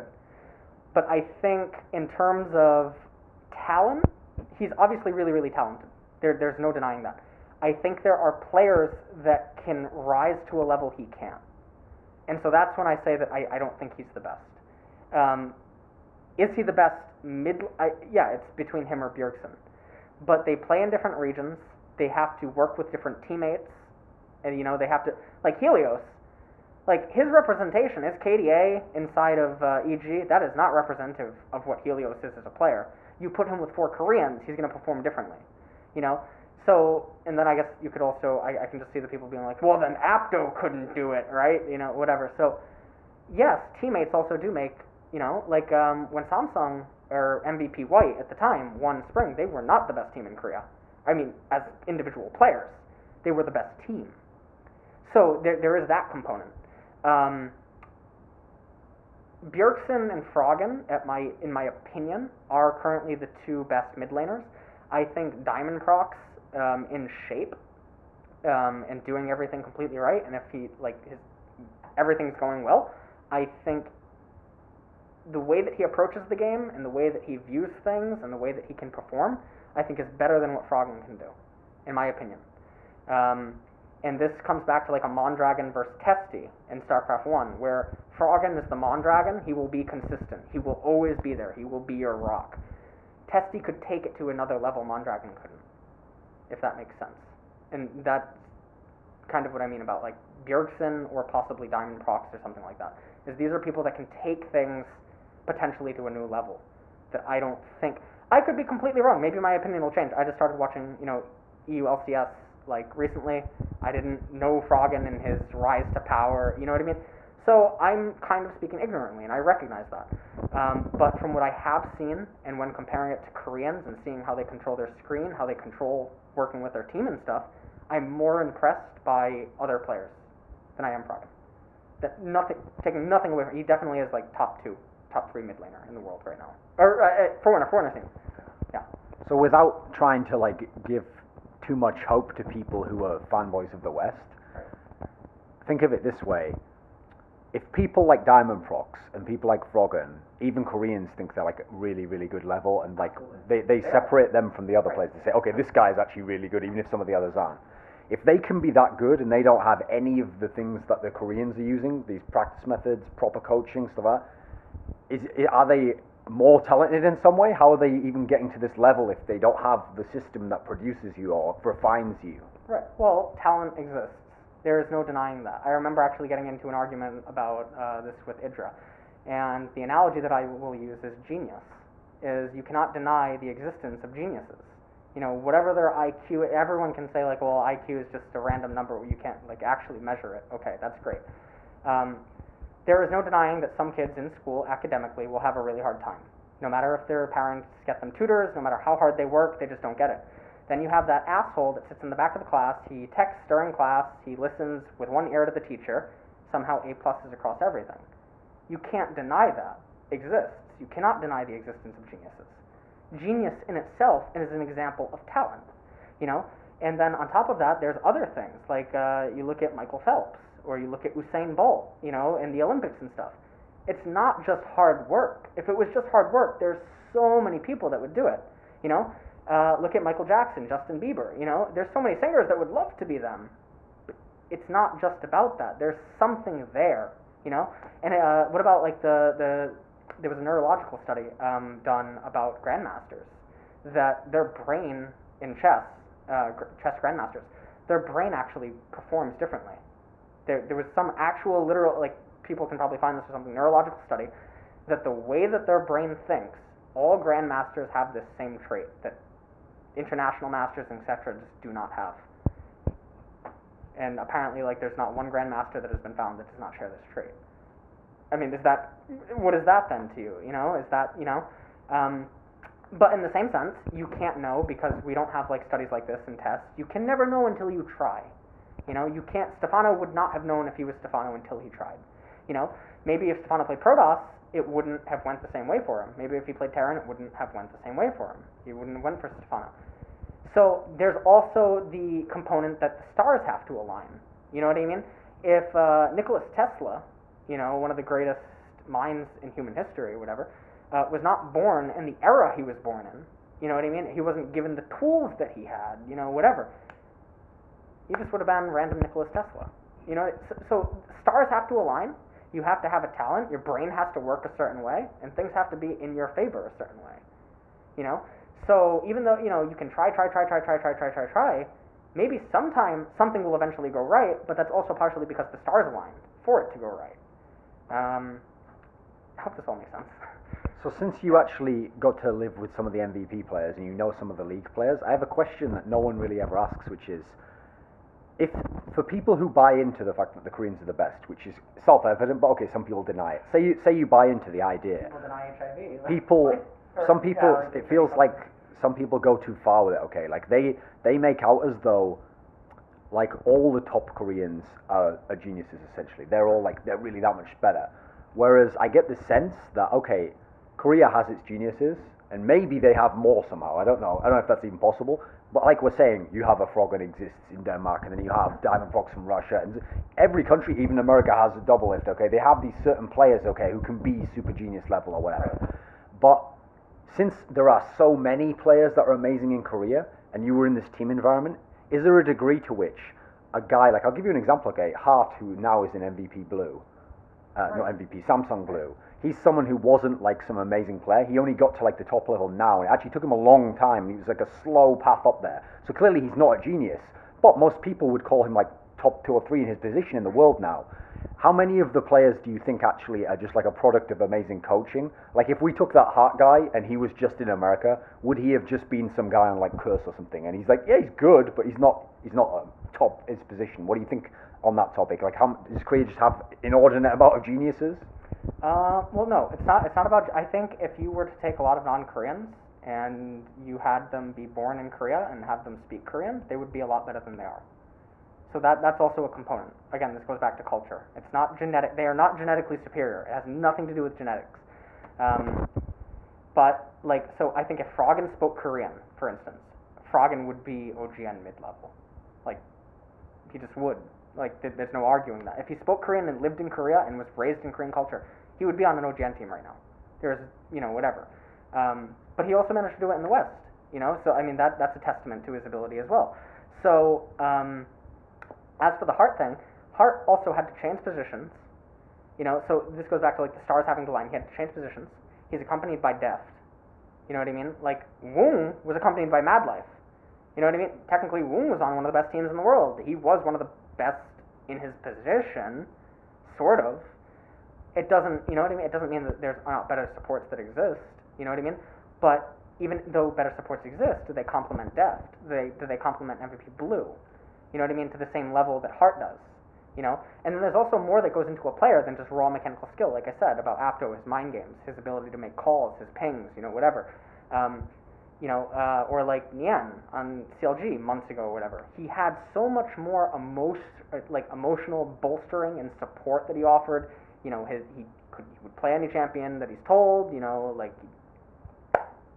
there's that. You know, sure, he's not Flame. He's not, you know, Zoro Zero. He's not, you know, Dyrus, whatever. He didn't have to be. He offered more in different realms, you know, to the team. So yeah, Hart. This goes back to, again, man against machine. Eventually, there will be a man that rises in terms of genius. I'm using man as fixed for genius. There will be a genius that rises that will be better than a heart, but then he too will become a machine, and then another man will rise greater than that machine, and there'll just be this endless cycle, and that's how Korea has always been for video games, anyway. At least that's my opinion. Yeah. So people are gonna, when you've said like you were diamond at one point in Korea on the ladder, and you've played in the team house, and you've played with good players, obviously at times in League of Legends. How much of the stuff that you teach people in the coaching videos, how much of that is things that like you've heard it from a Korean that's told you? How much is like stuff that you've just observed and you've tried to like reverse engineer, like what do I think he's doing there? How much is stuff that's like your own stuff? I would say that, well, I also, when I publicly coach, I actually do not coach like I do for SHC. Okay. And that's just because there's some stuff that I witnessed and that I saw and stuff that was talked about, ways to break stuff down, etc., that I just will not coach publicly. I just, and they have that in Korea. It's like an honor agreement, not an honor. Like, I feel like it would be wrong to actually go and just spread. You know what I mean? It's like Koma with his interview with Susie or something, when they asked like, what can coaches do better, and he's like, I can't tell you. I would say that 30% maybe or something, if I'm to give like a number, is probably stuff that they do in Korean houses, and then a lot of it is my own, and then a lot of it is like reverse engineering and stuff. And one of the other things is, because I didn't play a lot, and I still don't play a lot, in any game that I touch, one of the ways that I, as a player, would stay relevant is to think of these weird, abstract reverse engineering. And I actually got the idea for reverse engineering when I was watching some like Discovery Channel stupid fucking thing about like UFOs, like about this like the conspiracy theory that UFOs exist in Area 51 and shit. And they had like the scientist, and he's like, yeah, so we learned how the UFOs work because we took it apart and then put it back together step by step. We learned why that piece did that, blah blah blah blah. And after I saw that episode, I was eating ramen and stuff. I'm like, oh, I'm gonna take this into StarCraft too. So as stupid as it sounds, that's how I learned. That's how I took about my reverse engineering. But now I apply it to everything that I do. So it's not just like League or whatever. And actually, reverse engineering is something that they don't actually totally do a lot in Korean houses. So, yeah. When someone watches one of those coaching videos, there's always a million comments that go along the lines of like, this guy's way overthought it. Like, why is he giving so much? Like, he's giving way too much advice there, and maybe that's not even right. Like, just guessing off what I know of you and have heard you talk about, I get the sense that in terms of like controversial statements, you would probably say something along the lines of like, even really good laners in the West don't do everything right, or they don't know all the tricks, or they don't know this little thing. I mean, I could even make a statement myself. Okay, if you've ever watched the way that Shy and Flame like control the wave in the top lane, there's not even anyone else in Korea almost does it like that. Never mind like the Westerners. It's a different way of playing almost. Is this true that the Western people, even in terms of just laning and stuff, things that in theory they practice every day, it's a different way of thinking or something? Absolutely. I'm not capable of doing some of the things that I coach. Just in game. I like, it just completely goes like gone. Like, you know what I mean? Because like, your brain is so focused on so many things that it deems important that even if I know it, like subconsciously, even if I like, as soon as the game ends, I'm like, oh, okay, I could have done that, but I could have, not thinking about it. You know what I mean? It's such an attention to detail, and that's why actually, like, when you play at the highest level, this is actually something about my Magic the Gathering. I'll talk about. I was a pro in Magic the Gathering when I was really, really young, and I remember I would play drafts and I would play local tournaments, and I could play 12, 16 hours, no big deal. Go to my first pro tournament, and after 3 matches, I'm tired as fuck.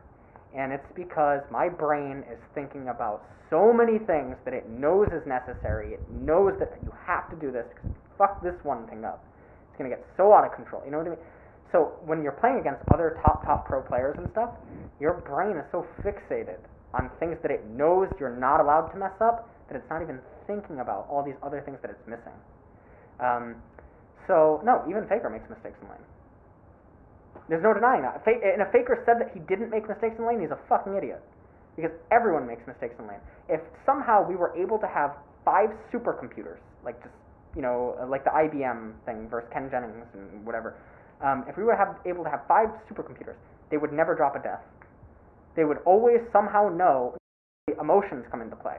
But somehow, if they were able to read emotions, like they were able to read your click patterns, like, and then have some sort of algorithm to predict that with like 99.99999% certainty that you will move here. Sort of like how Gary Kasparov claimed that Deep Blue was cheating because it did some psychological move that a computer shouldn't be able to do or something. If a computer could somehow do that, it would never drop a death to a human being in lane. And because that technically does exist, that level of play can exist, then just by nature, all human beings are playing lanes wrong. You can't deny that. If such a thing can technically exist, kind of like in StarCraft 2, there's that microbot where Marines technically should never get hit by banelings. That can exist. A human may never be able to do it, but you should strive to somehow get as close as humanly possible. And we're not even close to seeing the best mids in the world, the best top laners. There will be people that will be better than Apdo, better than Faker. You know what I mean? Better than Deft. You know, like it's just getting started. You know what I mean? It took, 10 years to find Flash in StarCraft 1? League of Legends has been out for 4, 5? We're nowhere close. Absolutely nowhere close. And there is such a larger pool of players playing this game that the bacteria breeding analogy that I gave earlier, we're going to see some really sick players. Like, right now they're in junior high school. They're in 6th grade right now, sitting in a desk. They don't even know they're going to play this game, but they will. And they're going to be someone that you're eventually going to grow to know, you know? So they exist, and they're coming, you know? And they're coming because it goes back to the refinement. They see everything that everyone else is doing. They're going to find a way to take it to that next level, and that's going to keep being an endless cycle. And eventually, yes, it will get to a point where psychology will also become such a defining factor of the game. And I feel like that's something that Westerners are lacking, like foresight. So, yeah. So if you think of a coach in the West or an analyst, the majority of them, okay, so someone like Monte Cristo, maybe now and then he has a specific tip, okay, for double lift. Like, okay, in Korea actually they do this build more often, like you're not doing that as efficient a build or something.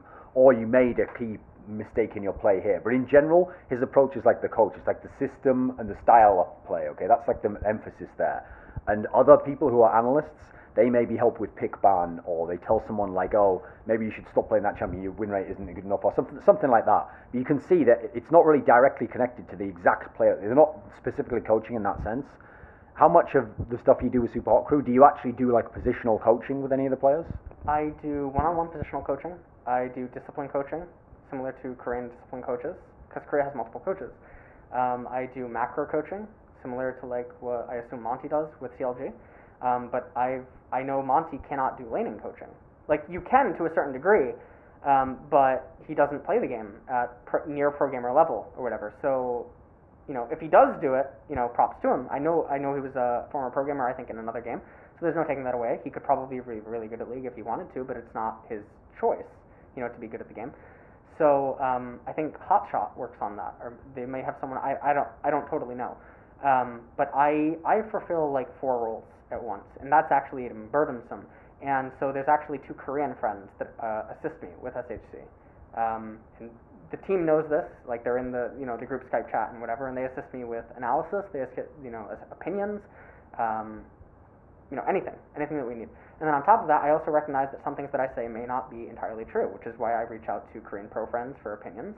And like the Nocturne pick that was just done last week or whatever, I reached out to the #1 Nocturne in Korea. I brought in a Korean translator so that there was no miscommunication, no misunderstanding. And I had him talk to my mid laner, my jungler, and my top. Well, we later just copy-pasted to the top laner. But I had him talk to my mid laner and the top laner for hours, because I wanted nothing to be misunderstood. I knew he was the best Nocturne, but I also talked to some other Nocturnes, you know what I mean, to see if they would say anything that he didn't, he missed out on. Because even if you're a one-trick pony, and even though you may be the best at doing that, it's not like there's something that you can't learn from a lesser player, and that's something that people misunderstand about coaches as well. So just because you're not as good as the player at the game, it doesn't mean that you can't coach them, because again, it comes back to that tunnel vision. So not that long ago on Summoning Insight, like when this interview comes out, it'll probably come out in like a week or something, okay, so the LCS now will still be relevant, the season won't be over or anything. When I had Loco Doco on Summoning Insight, he's someone where it's not difficult, like he will venture really controversial, ridiculous hypotheticals like TSM will win the entire NA split and Alliance would win Worlds itself if he was the coach, okay? You can see what his impact he thinks it will be. If someone asks you, realistically, what will the impact be on Supa Hot Crew? So let's say this split, and then let's say 1 year from now. And you're not trying to think like, if everything went absolutely perfect and absolutely nothing went wrong, be realistic, like where should they be and what will come next? Because if you can have these impacts in different areas, it should be something significant, right? Right. Like I told them before I joined, I actually gave the MVP Blue analogy. When MVP Blue was first formed, it took 10 months for them to become Samsung Blue, which everyone knows is Samsung Blue now. And on top of that, I remember being on TeamSpeak and saying this to them. Do not expect to become the absolute top team in Europe right away. That's unrealistic. You cannot do that. You know what I mean? Because I have to see your habits, I have to break them, and then I have to reform them with you. With you. Emphasis on with you. You know what I mean? I can't just reform them, tell you to do it, and then have you do it. I have to make you understand why. We have to be on the same page. You know what I mean? Then you have to trust me as a coach. I have to trust you as a player. You know what I mean? So there's relationships that have to be built, whatever. It's completely unrealistic for me to say, and I think even they know this, because I've said it to them, to be number 1 in Europe. No way. Not in such a short time. A year from now, could I have them be top 2 in Europe? Absolutely. If other European teams do not take the same measures, the same seriousness that they're taking by bringing in, an outside perspective. And then, like even I said, I recognize I as myself cannot do it on my own. So I brought in Korean friends. You know what I mean? To speak English, or even if they don't speak English, I can speak Korean, like whatever. So I'm bringing in help from all sources. So it's unrealistic to assume that one coach can somehow make a difference. And I think Loco in his TSM blog also recognizes that. That's why he talks and reaches out to Korean pros and other coaches and stuff. But it's going to be a learning curve. What can you actually do for a player in 2 months? You can do a lot, but can you actually make them go from 0 to hero? No. And I think no one would be able to do that. It's like training for, the Olympics or training for a big fight in, MMA or something. You don't just hit the gym for 1 or 2 months. That muscle mass, your weight may not change, but your entire approach and perspective on how you fight, how you approach the fight, gets morphed over that 2 months. You don't learn it in one night. So that's pretty much that. So I could see with a team like Supa Hot Crew, because of their result last split, that actually they should be more receptive to advice than, for example, if you worked with a team like Fnatic, for example, who have been champions and they each have been the best at their roles. They all have their own idea of like, no, this is how I play, this is how I should play. Okay, in theory, it's ideal to get one of the teams that's at the bottom, because then they're going to be like, okay, what we did didn't work, so actually we're open to stuff. But even so, from history of other games I've followed where I've known people who are coaches, there's all these levels to how like players listen. Okay, so say you take them when they're losing, and then you give them some advice. Say they start winning with it, then they'll do what you say and they'll implement it. But then say they start losing with the same advice, then there's a point at which they're going to be like, right, I'm not listening to that anymore, or I think I'll change my mind, I'll do something different. How much of the stuff that you tried to do with Supa Hot Crew comes out in the game itself? Because every coach is going to claim like, oh, if they'd just done what we practiced, that we win the game, which can't work for everyone. But what degree? What's been the process there? Do you think? I think a lot of what we have worked on is coming out in terms of like 50%. I would say that does actually show itself, 50%. And I actually think that is a lot. I think that's a big step. The communication with the players and stuff has always since we started been really good. They are really receptive and stuff, and then on top of that, I can articulate my point by breaking it down, like geometrically and mathematically. You know what I mean? Using the freeze frames and stuff, the freeze frame technique that I witnessed in Samsung and stuff with VODs, which I use in my coaching videos. I can do stuff like that. I can rip screenshots from OGN videos of mini maps and stuff, and we can play like fucking flashcards and be like, okay, here's the map. What's the rotation? You know what I mean? What does this move grant? 30 seconds into the future. And getting them to know that, getting all these like facts down, you have to speak in facts, you have to speak in statements. And I've said this to them. I'm like, I do not want you questioning each other. Don't say, Twisted Fate, can you alt now? You have to know Twisted Fate alts now. And how do you know that? We're gonna get you to know how to know Twisted Fate alts now. You know what I mean? We're gonna get you to know the answer, not, does this work? No, it does work, do it. You know what I mean? So it's going to be, like I said, breaking their habits, reforming it, and getting them to also accept that reformation. And if I'm wrong, which I have been sometimes I have said that, I'm like, okay, I apologize. That's also why I have the 2 Koreans. You know what I mean? I'm not perfect. I'm sure Koma's not perfect. No coach is ever completely perfect. I will address why I'm wrong, and then, okay, that's it. But as long as I'm right way more often than I'm wrong, then it's gonna be fine. And we have had that exact instance that you just talked about, where we're doing good, and then something ends up going bad. But we haven't had the instance where they're like, oh, I'm gonna go and do this other thing. They're like, why is it now doing bad? And I'm like, okay, good. So we can address why it's doing bad. It was working, but then we got hit with a different obstacle. So, we put we put it on autopilot, and it worked because we were at this elevation level, but then the plane went to this elevation level, so this autopilot doesn't work here anymore. That's why it's not working. Now we're going to figure out how to do it at this level. You know what I mean? So, it's just going to be like that. And it's going to be a process, like anything. So. When you said the example about Apdo, okay, that obviously achievement can't 100% represent skill, especially if the person has no achievement, because actually that's like illogical in a sense, because say you do go from nothing to the champion, it's unlikely that happened over the season, so essentially you were probably similar to a champion level before you had the achievement, therefore it makes sense, okay. Well, I'll use the Samsung Blue example, because Samsung Blue, while they lived in the shadow of like Ozone when Ozone were awesome, the only player on their whole team who ever got any props was Def, and even then, no one ever said he was the best, or even close to the best. I mean, no one compared him to Piglet or anything, but they would say, okay, he's a prospect. Like, people say, oh, maybe he should join Frost or something. But now, people will tell you he's for sure the best. He's absolutely the best AD carry, and then you've seen how they're doing it now. People, because they won OGN, people are saying every position's top 2 in Korea. So you can see that it can't... If that's true, then it was actually true a month ago before they won OGN. Right. So either it was true then, or people have overhyped it. So in this sense, I want to ask you this. At the moment, there is 0 players on Supa Hot Crew who anyone outside of you and Supa Hot Crew thinks is the best in Europe at their position.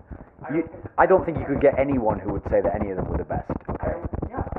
But like I said about MVP White, just because they're not the best on their position, just because Selfie's not Froggen, he's not Bjergsen or whatever, just because Mimer's not, going to compare like Korean top lane, just because he's not Flame, he's not Shy, whatever. It's a team. It's a team game. This isn't solo queue. So can I help them to be able to match these players? Maybe. You know what I mean? But can like in the same sense then, like why can teams that beat SKT, their mid laner isn't necessarily better than Faker. You know what I mean? I don't think but the team is better. Okay. So that's But in a year from now, is there a player on Supa Hot Crew who, as a result of actual results or won games and stuff, will suddenly have some drastically different perception? Like, will someone say this player now is top 2 in Europe, or this player is the best in Europe? Is there someone that stands out? Like, I think that's what the trajectory should be.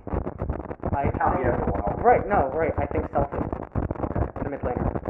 I think he is the Gohan of the team in terms of a DBZ analogy. So he's the Gohan. And in the same sense, he's very similar to Gohan, where he has like a lot of like random problems that he needs to fix. But when Selfie's on, he's like an engine. Like it's different. And then also I have to factor in his age. I have to factor in what was his training, before he was like this. You know what I mean? And I'm not saying the other players are bad. They're certainly not. You know what I mean? They are the best. They are some of the best in their region. And I've said this to them. You know what I mean? Like I've said to my jungler, I said to my top, is you have to be humble in knowing that in Korea, there is X amount of top laners better than you. There's X amount of junglers better than you. And I want you to want to know why they're better, and I want you to want to be better like them. Don't like be a copycat of it. Don't do that. But if they're doing this, I want you to be able to at least copy it. You know what I mean? So before Insect did the Insect, if Insect can do the Insect, I want you to be able to do the Insect. You don't have to do it, but I want you to be capable of it. You know what I mean? And then as a team, we can beat other players, even if individually you can't outclass, so-and-so in this position. Even if he can do this mechanical maneuver that you can't or something. Like Michael Phelps, okay? going to the Olympics, probably, or Usain Bolt. Usain Bolt, no one could probably beat him in this race, one-on-one. But if it's a relay race, you know what I mean? Yeah, you can take down Usain Bolt, or you can take down Michael Phelps. If there's a chess tournament and it's like a point system, so you get, if this player beats you, you get a point, and then your other teammate goes up against him, he gets a point, etc. Yeah, you can beat Michael Carlsen. But if you go against Michael Carlsen yourself, you're not, not touching him. Like, this is why it's ideal that you're the coach of Supa Hot Crew. Okay. I just wanted to say, like, Mimer is like the closest thing to a Korean that we have on the team. Okay. In terms of he's very like, he does a lot of stuff and it's very like methodical and robotic, and he like doesn't really speak a lot, and he just listens to like anything, and like sometimes I tell him to do stuff and there's a little bit of a hesitation, but like we eventually get around to like doing it and stuff. But it's like the most Korean-esque relationship that I have with the player currently on the team. But it's good, you know what I mean? So like that's good, yeah. I have a question about MrRallez, and it goes like this.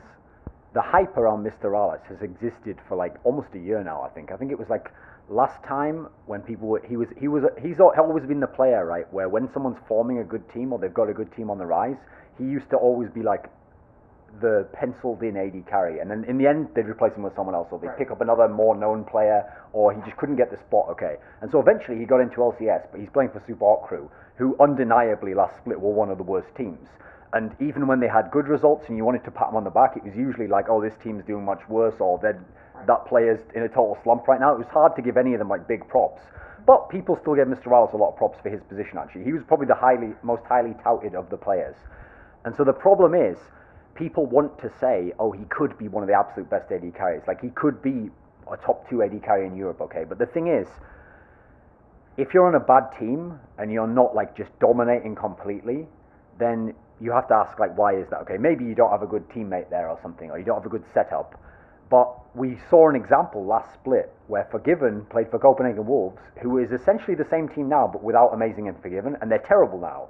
Now, last season split, Forgiven looked awesome. He was actually like a beast, and the whole thing was, since he was a beast, and the team acknowledged, like, wait a minute, this is the one real beast we got on this team, let's just build the whole team around him, and we'll go as far as he can take us, okay. So, in this world where that can exist, why, before or now, does Supa Hot Crew, if they acknowledge MrRallez really is this godlike AD carry, why not just make the whole team around MrRallez? Why not make him the double lift? We'll protect the imp, protect the double lift. Why not protect MrRallez? Well, I think that also comes. Well, okay. So to answer that question, part of it is probably a part of the meta with the AD carry. Actually, like, let's just be honest, they are having a little bit of a hard time. Well, yes, you could say Depth stands out, like in his role or whatever. Bisu stood out in the horror show of Protoss. The Savior stood out in the horror show of Zerg. There's always going to be people that stand out. It doesn't take away that the role is shit for doing X or whatever. But the other thing about that is that he is really, really, really good. But then also from talking to him and stuff, he also has so much to learn. And he also knows that he has stuff to learn. So, and then on top of that, you yourself said it, that if you are really that god tier, you will be noticed, even if you have bad teammates. Or whatever, which isn't the case. His teammates are not, they're not bad or whatever. But like Mad Life, you could see that Woong was holding Mad Life back. You could visibly see it. You can't visibly see that We Will Failure or Yarrow is holding Rallez back, or the team is holding him back. That's not the case. That's just not the case. So it could be overhype. It could also be that AD carries in Europe are also seemingly like the worst role, maybe. Yeah, I would say that, actually, probably. AD carry is probably actually the worst. Like, they have Reckles, they have Rallez, and I'm not taking away from other teams' AD carries, of course, like Candy Panda, Candy Panda's good, whatever. But of all the roles, AD carry seems the weakest. Every region is going to have their weak role. In terms of solo queue, like playing against, like Korea, you'll hear about the Korean top laners, whatever. Korea's top lane and their mid lane are like nightmares, nitty gritty. In China, it's the AD carry. Like, it's so hard to stand out as an AD carry there. Korea's weak lane, it's the support lane. So many people playing support. You know what I mean? But it's so hard to like stand out as it because there's so many people playing as it, but the competition for it also isn't as fierce. Because it's like I don't know how to describe that, but yeah, like every region's gonna have its weak role. But and then if it does have a weak role and you're really good at that role, you're probably gonna get overhyped. So I've got a unique question that I bet no one's even thought of. Okay. Okay. You come from North America. You've spent time in Korea, and now you're coaching in Europe. So in theory, you're one of the only people in League who could know the personalities and a degree of like how each of the players of each region are. Okay. So, do you have a theory as to why historically Europe has done better than North America in international League of Legends tournaments? Oh, probably that probably just comes down to culture. I think culturally, Europeans are less prideful, and they're less arrogant. This is just my opinion. They're less prideful, they're less arrogant, and they're also more culturally embracing because they have so much more tourism. They have so much more, like, obviously, yes, America has a lot of tourism, but America's like a fucking cesspool. It's like, I can't even, nothing against, like, let's just be honest, you know what I mean? The amount of, like, discrepancy from, like, someone from California and someone from New York. It's gigantic. And yeah, there's obviously discrepancy from someone from France and Germany or whatever.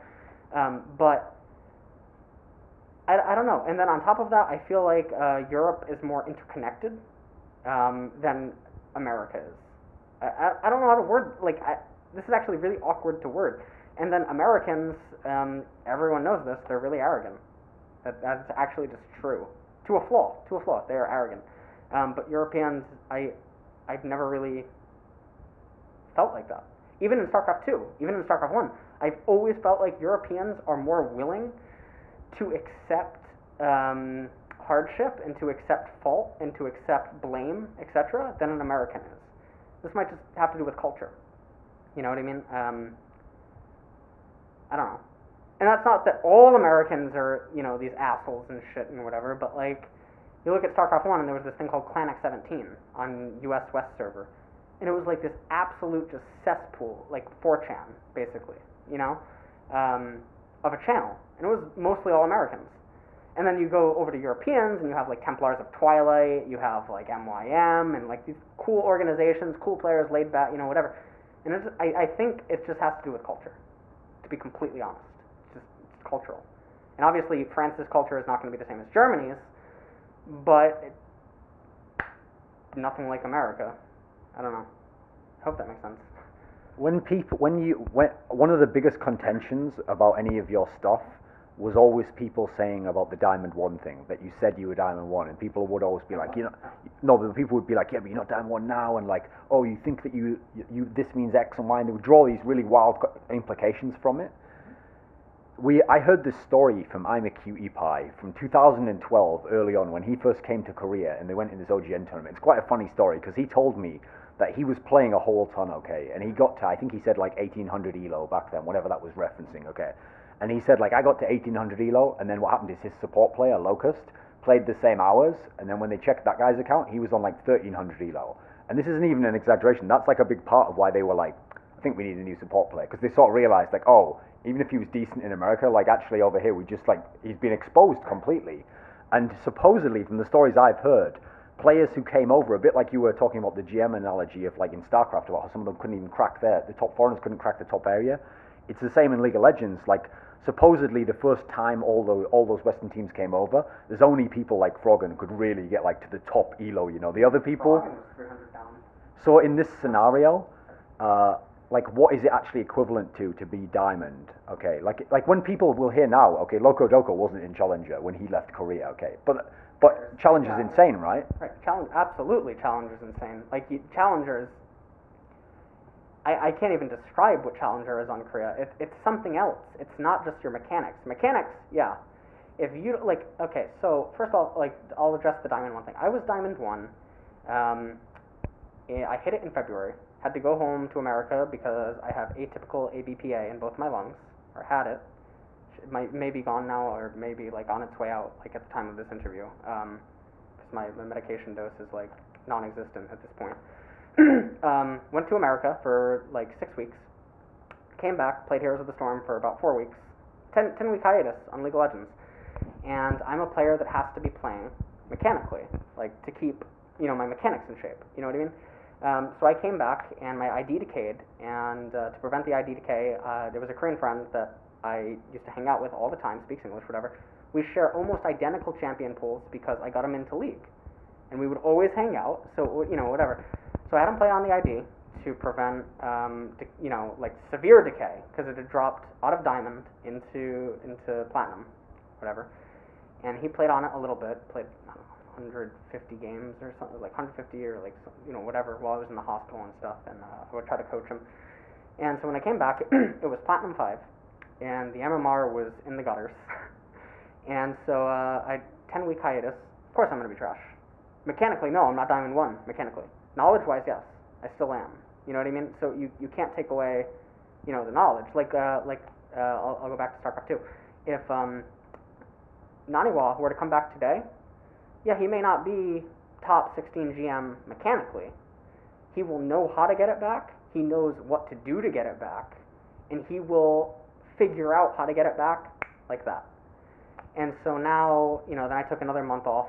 I only played for, like 10 or like 2 weeks, maybe 10 or like 14 days or something. Played for a little bit on and off. And everyone was like, oh, he's stuck in Plat 5 or something. And so I was getting like plus 10 LP a win or something, and I would lose like 20 a loss. So I couldn't fucking... Eventually I got the win rate back to 50%, and then I cracked it over. And now in the last week alone that I came back to the game, in like 50 games or something, I brought it from Plat 5 to Diamond again. And now that I'm playing again, my mechanics are getting back into shape and whatever, but yeah, like I currently do not own a Diamond 1, but I will get back to it very soon because I know how. I know what's required. You know what I mean? Even if the meta shifts, I know how to adapt to it because I have adapted. You know what I mean? Again, I'm not OGN level. I'm not fucking, LCS.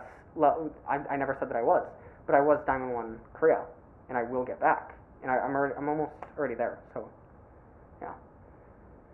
So I'm willing to bet that if I took the coach of Samsung Blue and I had him play for however long he wants, he can start now and he can play 1 million games a day. He'll probably never be challenger on career, okay? Likewise, even though Koma used to be an OGN player at one point, I'm willing to bet he couldn't get in a challenger on career ladder, okay? Now for that sort of like macro level strategy coaching, obviously it's not only not a requirement to play the game, but there's even a degree to which maybe it could even impinge on how good you could be, because you should probably spend this is something that Monty's always said that I always thought made a lot of sense, which is like, if he sat down and he thought I could play an hour of the game now, or I could watch an hour of a VOD, I'm going to get more out of watching the hour of the VOD for my style of coaching than I would from even knowing more about laning or something, okay? If you play as much, and you, like clearly from this story you've told about your career in the different games, like playing is important to you, or none, you try to get your understanding from playing in some sense, or to relate what you know. Going forwards from now, yes, you're coaching Supa Hot Crew on the side, etc. Does that eventually have to become like the main focus? Do you have to stop playing one day? Do you try and keep playing and keep somehow drawing something out of that? Is this going to be just like a different style of coaching than everyone else? It may be a different style of coaching. One of the MVP coaches, well, there's he still plays at a Diamond 1 level.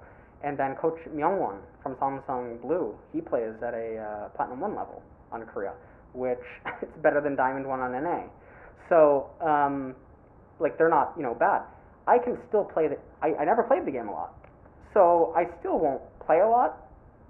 Nothing's going to change as before, except now I actually do have another job on the side, where before it was just free time or something else.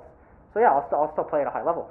But I've also made it known that if there is a chance to return as a player or something, that would still be my goal. Just as a goal from a kid, that I've had since I was a kid, is to play. But right now my entire focus is on helping them succeed, because if they can succeed, then I also feel like I've succeeded.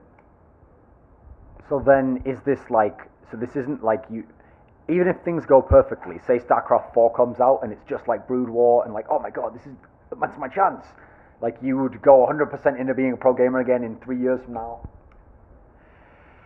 3 years from now? I don't know. StarCraft 4 wouldn't be out. Yeah, right. Life's starting to hit me. Where now, like, I put value on having a boyfriend, or like I put value on, you know, can I pay my rent, or can I, you know, can I do this, blah blah blah blah. And I put value on like morals and ethics as I grow older. And so I'm maturing, I guess, in that regard. I'm still a kid, you know, I still make mistakes, I still fuck up, I still say shit out of anger, out of passion that I don't actually mean. And that also goes back to like my bad manner, because people, sometimes they watch my stream or something and they're like, wow, he's toxic or whatever. They don't realize that it's kind of like Idra, where the comments that I make about people or whatever, it's their choices that they're making. And I get angry that there's a game that I love and they're not getting bothered by their mistakes or their choices or whatever. And then sometimes I act like a little fucking idiot myself, you know what I mean? Like everyone's gonna have their days where they rage or they just whatever, so you know, there's that, and I'm not proud of that. And I've always said that I'm not proud of that, but I can't change that my love for the game makes me frustrated sometimes and flustered. But then, you know, 3 years from now, you know, gaming I guess is still a possibility, but I don't know where I will be. Because 3 years ago I didn't even know I would be here, you know. Well, actually I guess I did, because I've almost been in Korea now for 3 years, but I knew it would eventually have to be a choice. But you get what I'm saying, where I don't know what will happen, but I'm always going to have this competitive spirit. No matter what game I played, I could not actually play it. If I were to start a new game, I would have to say, does it have a pro circuit? No pro circuit, not playing it. How it is. And also, if I can never think that I can play at a champion level, I won't even bother. So, and then also, this goes back to what I said about playing games, where I've never been financially stable enough, until recently, where I could commit 100% to a game. And then, you know, I've always had these things that have been like needles, basically, in my sides, or like knives in my, you know what I mean? Like, that have always just made it tough. So, given the fact that I never did play a lot, but when I did play, I did play a lot. Like, some people may know that when I do a day of League of Legends streaming, I stream 14, 18 hours. Like, I just play that. But then, what they don't know is that the next day I don't play at all. Next day after that, I don't touch it, you know, whatever. So then it kind of evens out that, like, yeah, I may do a 40-hour work week, but it's only two days, not spread over 5 like a normal person. But then it's more extreme where, like, when in StarCraft 2 or whatever, I would play a lot for 2 days, not touch it for a week and a half. Literally just not touch it. That's not good. You can't do that in a game like that. That would be like working out. Like, you can't hit the gym once, you know what I mean? Like fucking New Year's resolution. You go, like, I'm going to work out. You go there once or twice, then you don't go for a month. Nothing's going to change. Muscle mass, your body's not going to look different. You know what I mean? Sports, gaming, esports, it's the same way. So that's why I still play games, though, is because I want to know if I could do it. But I don't know. I don't think, personally, because I think if it would have happened, it could have already. I do not think personally that I could be like an Apdo or Faker or something like that. At least not in the way that they do it. I won't know if I can do it in another way until I try. And I've never tried yet. And then also with League of Legends, I haven't actually played a lot. That's something that a lot of people don't know. So I've only played League like a total of 10 months. And the skill level that I have in the game is, I would like to believe it's actually impressive. So that's pretty good. And the Samsung coaches also said that back when I was playing. So even when I was just starting up and I was like grinding through silver and gold, even Deft, I specifically remember this, Noble S would be able to verify it, Deft commented on my mechanics, despite just having started the game. So I, you know, whatever. And then also I'm going to have weaknesses as a player. And that's just how it is. No one's perfect. If you or I, let's travel back in time to when we used to watch StarCraft 2, like a year and a half ago. Yeah. If me or you watched Marine King, we'd be like, wow, that's like almost a robot that like stutter step micro, like what, just incredible micro, okay? And obviously has some sort of good game sense, and you know, these certain areas where he might have been the best in a certain area, okay? Right. If he switches to League of Legends, which happened, and he tries to go pro in League of Legends, then if this system exists where they break you down, they build you up, they make you sort of like a robot, surely his mechanics should be able to get to that level of the imp, the depth, these guys. Surely he should be broken down and he should then learn the concepts. Why do you think, is that just some weird outlier? Why could he not be assimilated into the mix like this? I mean, we've seen someone like Goong now actually has. He's like the rare exception that has. Yeah. Why could these people who in theory, on some level, have insanely high skill, why couldn't they come into League of Legends, do you think? Well, why couldn't Michael Jordan do it in baseball? You know what I mean? It comes back to the stars have to align. Where Marine King, his brain, his muscle memory for his hands, whatever, it may work great for StarCraft. The RTS mechanic, how stuff works, the economy. League is an entirely different game. And in some ways, I would argue it's way harder than StarCraft, to be completely honest. I actually think League of Legends, it is harder to be faker than it is to be, innovation. Or, whatever. Or I said on Twitter, and I got a lot of flack for it, but people didn't understand it. Harder to be faker than it is to be Flash, in the sense that Faker competes against 40 million people trying to be Faker. Flash competes against, 200,000 or something like that? Not taking away that Flash is, Flash isn't even the best in StarCraft right now. Not taking away that Flash is the best or whatever, but I feel like through the law of averages, it's harder to be him. But at the end of the day, they are the epitome of their thing. Like the best checkers player in the world, versus Michael Carlson. What's actually harder to be? Well, yes, it's really fucking amazing to, be that checkers player. And yes, you are an extraordinary person. He's not competing with as many people. He doesn't have to fight as many breeding, people trying to rise up and overtake him as Michael Carlson, whatever. So that's just my opinion. It's not fact. Nothing I say is gospel. That's something that I also should state. Nothing I say is gospel. It's all just how I think. And I could think actually wrong. My opinion actually probably can be wrong. Even though opinions should not be able to be wrong or right, my opinion could be actually wrong. I could, like I mentioned about Froggen earlier, my opinion on Froggen could change by the end of the split. Because it's only based off what I currently know. But, going back to that, Marine King, I think he was only like Platinum something on Korea. So Platinum is the cutoff where mechanics can carry you. But then beyond that, something else comes into play. League, there's emotions, there's psychology, there's mind games, there's team communication, there's all these different roles. And like I said, when I finally fell in love with League and I began to love it like I did StarCraft 1, which I have not had for any other game in the history of my careers, basically. It was when I was sitting there one day and I realized that I will never like Thresh. I will never like Sona. I will never like Alistar. I hate Alistar. Like, I will never play him. Like, maybe I'll play him to troll, or I'll mess around, or I'll know he's good in the team comp, so I'll be forced to play him. But I know that there's, like, Heart, there's Mad Life, there's Mata, that love these champions. They voluntarily pick that champion. They can take that champion to a level I would never be able to take it to, because the passion's missing. That component that allows you to ascend isn't there. And so knowing that there will be people that can be on my team that I can trust to take a champion and ascend to that level that I would never be able to do, that's beautiful. That's really pretty to me, at least. I find beauty in that. Knowing that there's other people that I can trust. You know what I mean? I don't know. But I got going back to something about like how I just pick up all these games, I get to a really high level, but I never break into that big circuit. I'm kind of tired of being the jack of all trades, but that is historically what I've done. StarCraft 1, StarCraft 2, Hearthstone, League of Legends, Magic the Gathering, Yu-Gi-Oh, whatever.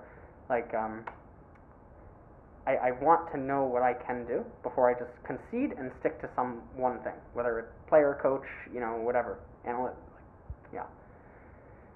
That's all. Maybe that was a little random. But I have one last topic, but it's like an abstract one. So a lot of these have been quite specific things, like an opinion on this, opinion on that.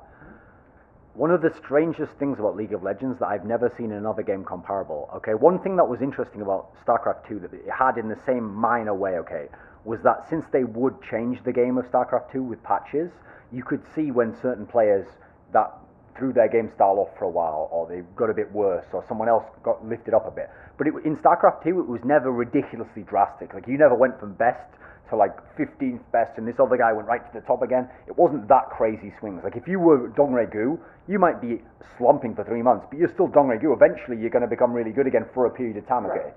League of Legends, except like maybe a handful of people who can survive every meta or play in weaker scenes, in general, the meta, no matter who you are, just throws you up and down the rankings. Of like, suddenly you're the 5th best when you were like by far the best before, or suddenly your style doesn't work anymore, whereas you used to be able to dominate the whole game with that. Is there a degree to which, does that make it too random in a sense? Like, is it, like, if we look at all these teams who, okay, I'll give you a stat, okay, only one team has ever repeated in OGN and won it twice. SKT. Every other time, it's a brand new team every single time. And in general, as a result, there's not many players even cross over between these teams. If you actually looked at the number of players, it'd be insane in Korea, Right. which is supposedly the best league.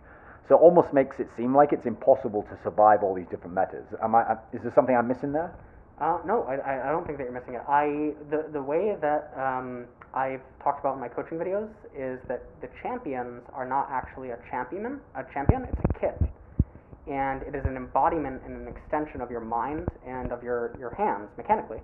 And the kit is what it is. Like if Alistar looked like Sona, but he still did all the same shit that he did, you just refer to it as Alistar, but that's not what he actually. You know what I mean?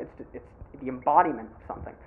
And so champions, I'll compare this to the Olympics, is they're like a human body, sort of, where in like the Olympics and stuff, eventually people have to stop because their body degrades. Like the muscles and how everything works and how it functions, and it deteriorates. So in League, the champions are like a human body. And yes, some people may be able to jump from body to body to body and still be able to perform at the same level, but then some people are only able to do it with that certain body, that certain kit. Because that kit, the stars align for that kit. You know what I mean? Like in that kit, that play style, that meta, etc., stars align for them. But then there's some people that somehow they are the jack of all trades at that level, where they can just fucking jump.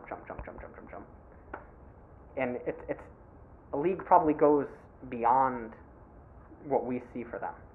Kind of like, I know I keep using a chess analogy. Chess, Carlsen probably doesn't look at the chessboard the way we do. Probably just sees shit different. Like an astronomer looking at the stars. Like we look at the stars, we see fucking pretty lights and shit. And like astronomer, like whatever, they see something else. Or like famous artists, in the past, that drew famous portraits and stuff. They saw stuff we didn't. So when you get those handful that are able to strive through the chaos and continue to jump, etc., they are those exceptions to the rule. You know what I mean? It's like that fucking movie, He's Just Not That Into You. Like there's the law. Like, oh no, you just keep doing this and then eventually it'll happen. No, that's the exception, not the rule. Well, the rule is that normally, no, there's so many champions in League of Legends, so many new ones keep coming out. In StarCraft 2, it's not like that. The units are always the same. Yes, patches come, but they're very minor. You know what I mean? Rise doesn't go from being playable to don't touch him, like, you know what I mean? Like fucking, we can't play him anymore. You know what I mean? So because that doesn't exist in other games, but it does in League, that's probably why we see that. Because the champions they affect players. You know what I mean? I feel 1,000 times more comfortable on Cossidon, on Kale, on Twisted Fate, because it suits my personality, it suits how I like to play, their kits, I like it. I can take those champions to a different level than I can take other champions. I know I would, it doesn't matter how many times I would play, or whatever, I could never take a fucking Cog mod to the same level as even an NLB 80 carry, probably. Wouldn't be able to bring, like, the way that I approach it, like, it wouldn't happen. So everyone who dislikes you, the obvious thing that they'll say, like they say with Monty, is that you are like you worship Koreans. You think Koreans are just the best in everything, and as a result, you sort of secretly hate white people. Like you're glad that they're not as good. Is there? So if you describe some of the advantages that Korean culture has, or just the way they approach things, is there anything? Can you pick out one thing that's something either Europe or NA or something about the West? Do we have like a cultural strength that doesn't exist in Korea that could maybe isn't used right now but could work in the game? Absolutely. It's like what I went back to about the computer analogy with QXC, is we do come up with these really weird, fucked up things that Korea just probably either thinks is so bad or it's like so random. They twist their head at it because it's like weird, but it can take a game off them. You know what I mean? So we do have these abstract things because it kind of, like, I remember Doublelift in some interview said that Hotshot was not the mechanical best, so we had to come up with ways to beat the best. Like, he knew how to kite ranged with melee and like all these other weird little tricks. We look for that, whereas Korea kind of doesn't. Korea's like, no, robot, like, does not compute, like, fucking, you know what I mean? And yeah, Koreans do eventually come up with these really weird, cheesy fucking shits sometimes. So does every region. But NA in Europe seem to do it more because they seem to rely on it. Like they always want to go for the, like the fame, the fast, the quick kill, like whatever. Whereas Korea wants to be perfectionists. So they do have that edge that they will come up with sequences, I'll call it, to go against Korea's programmed algorithms. And that'll probably always happen. That's just, yeah. And Korea will come up with its own random ass fucking sequences too, but to a lesser extent because they don't believe that that's necessary, and that's a flaw.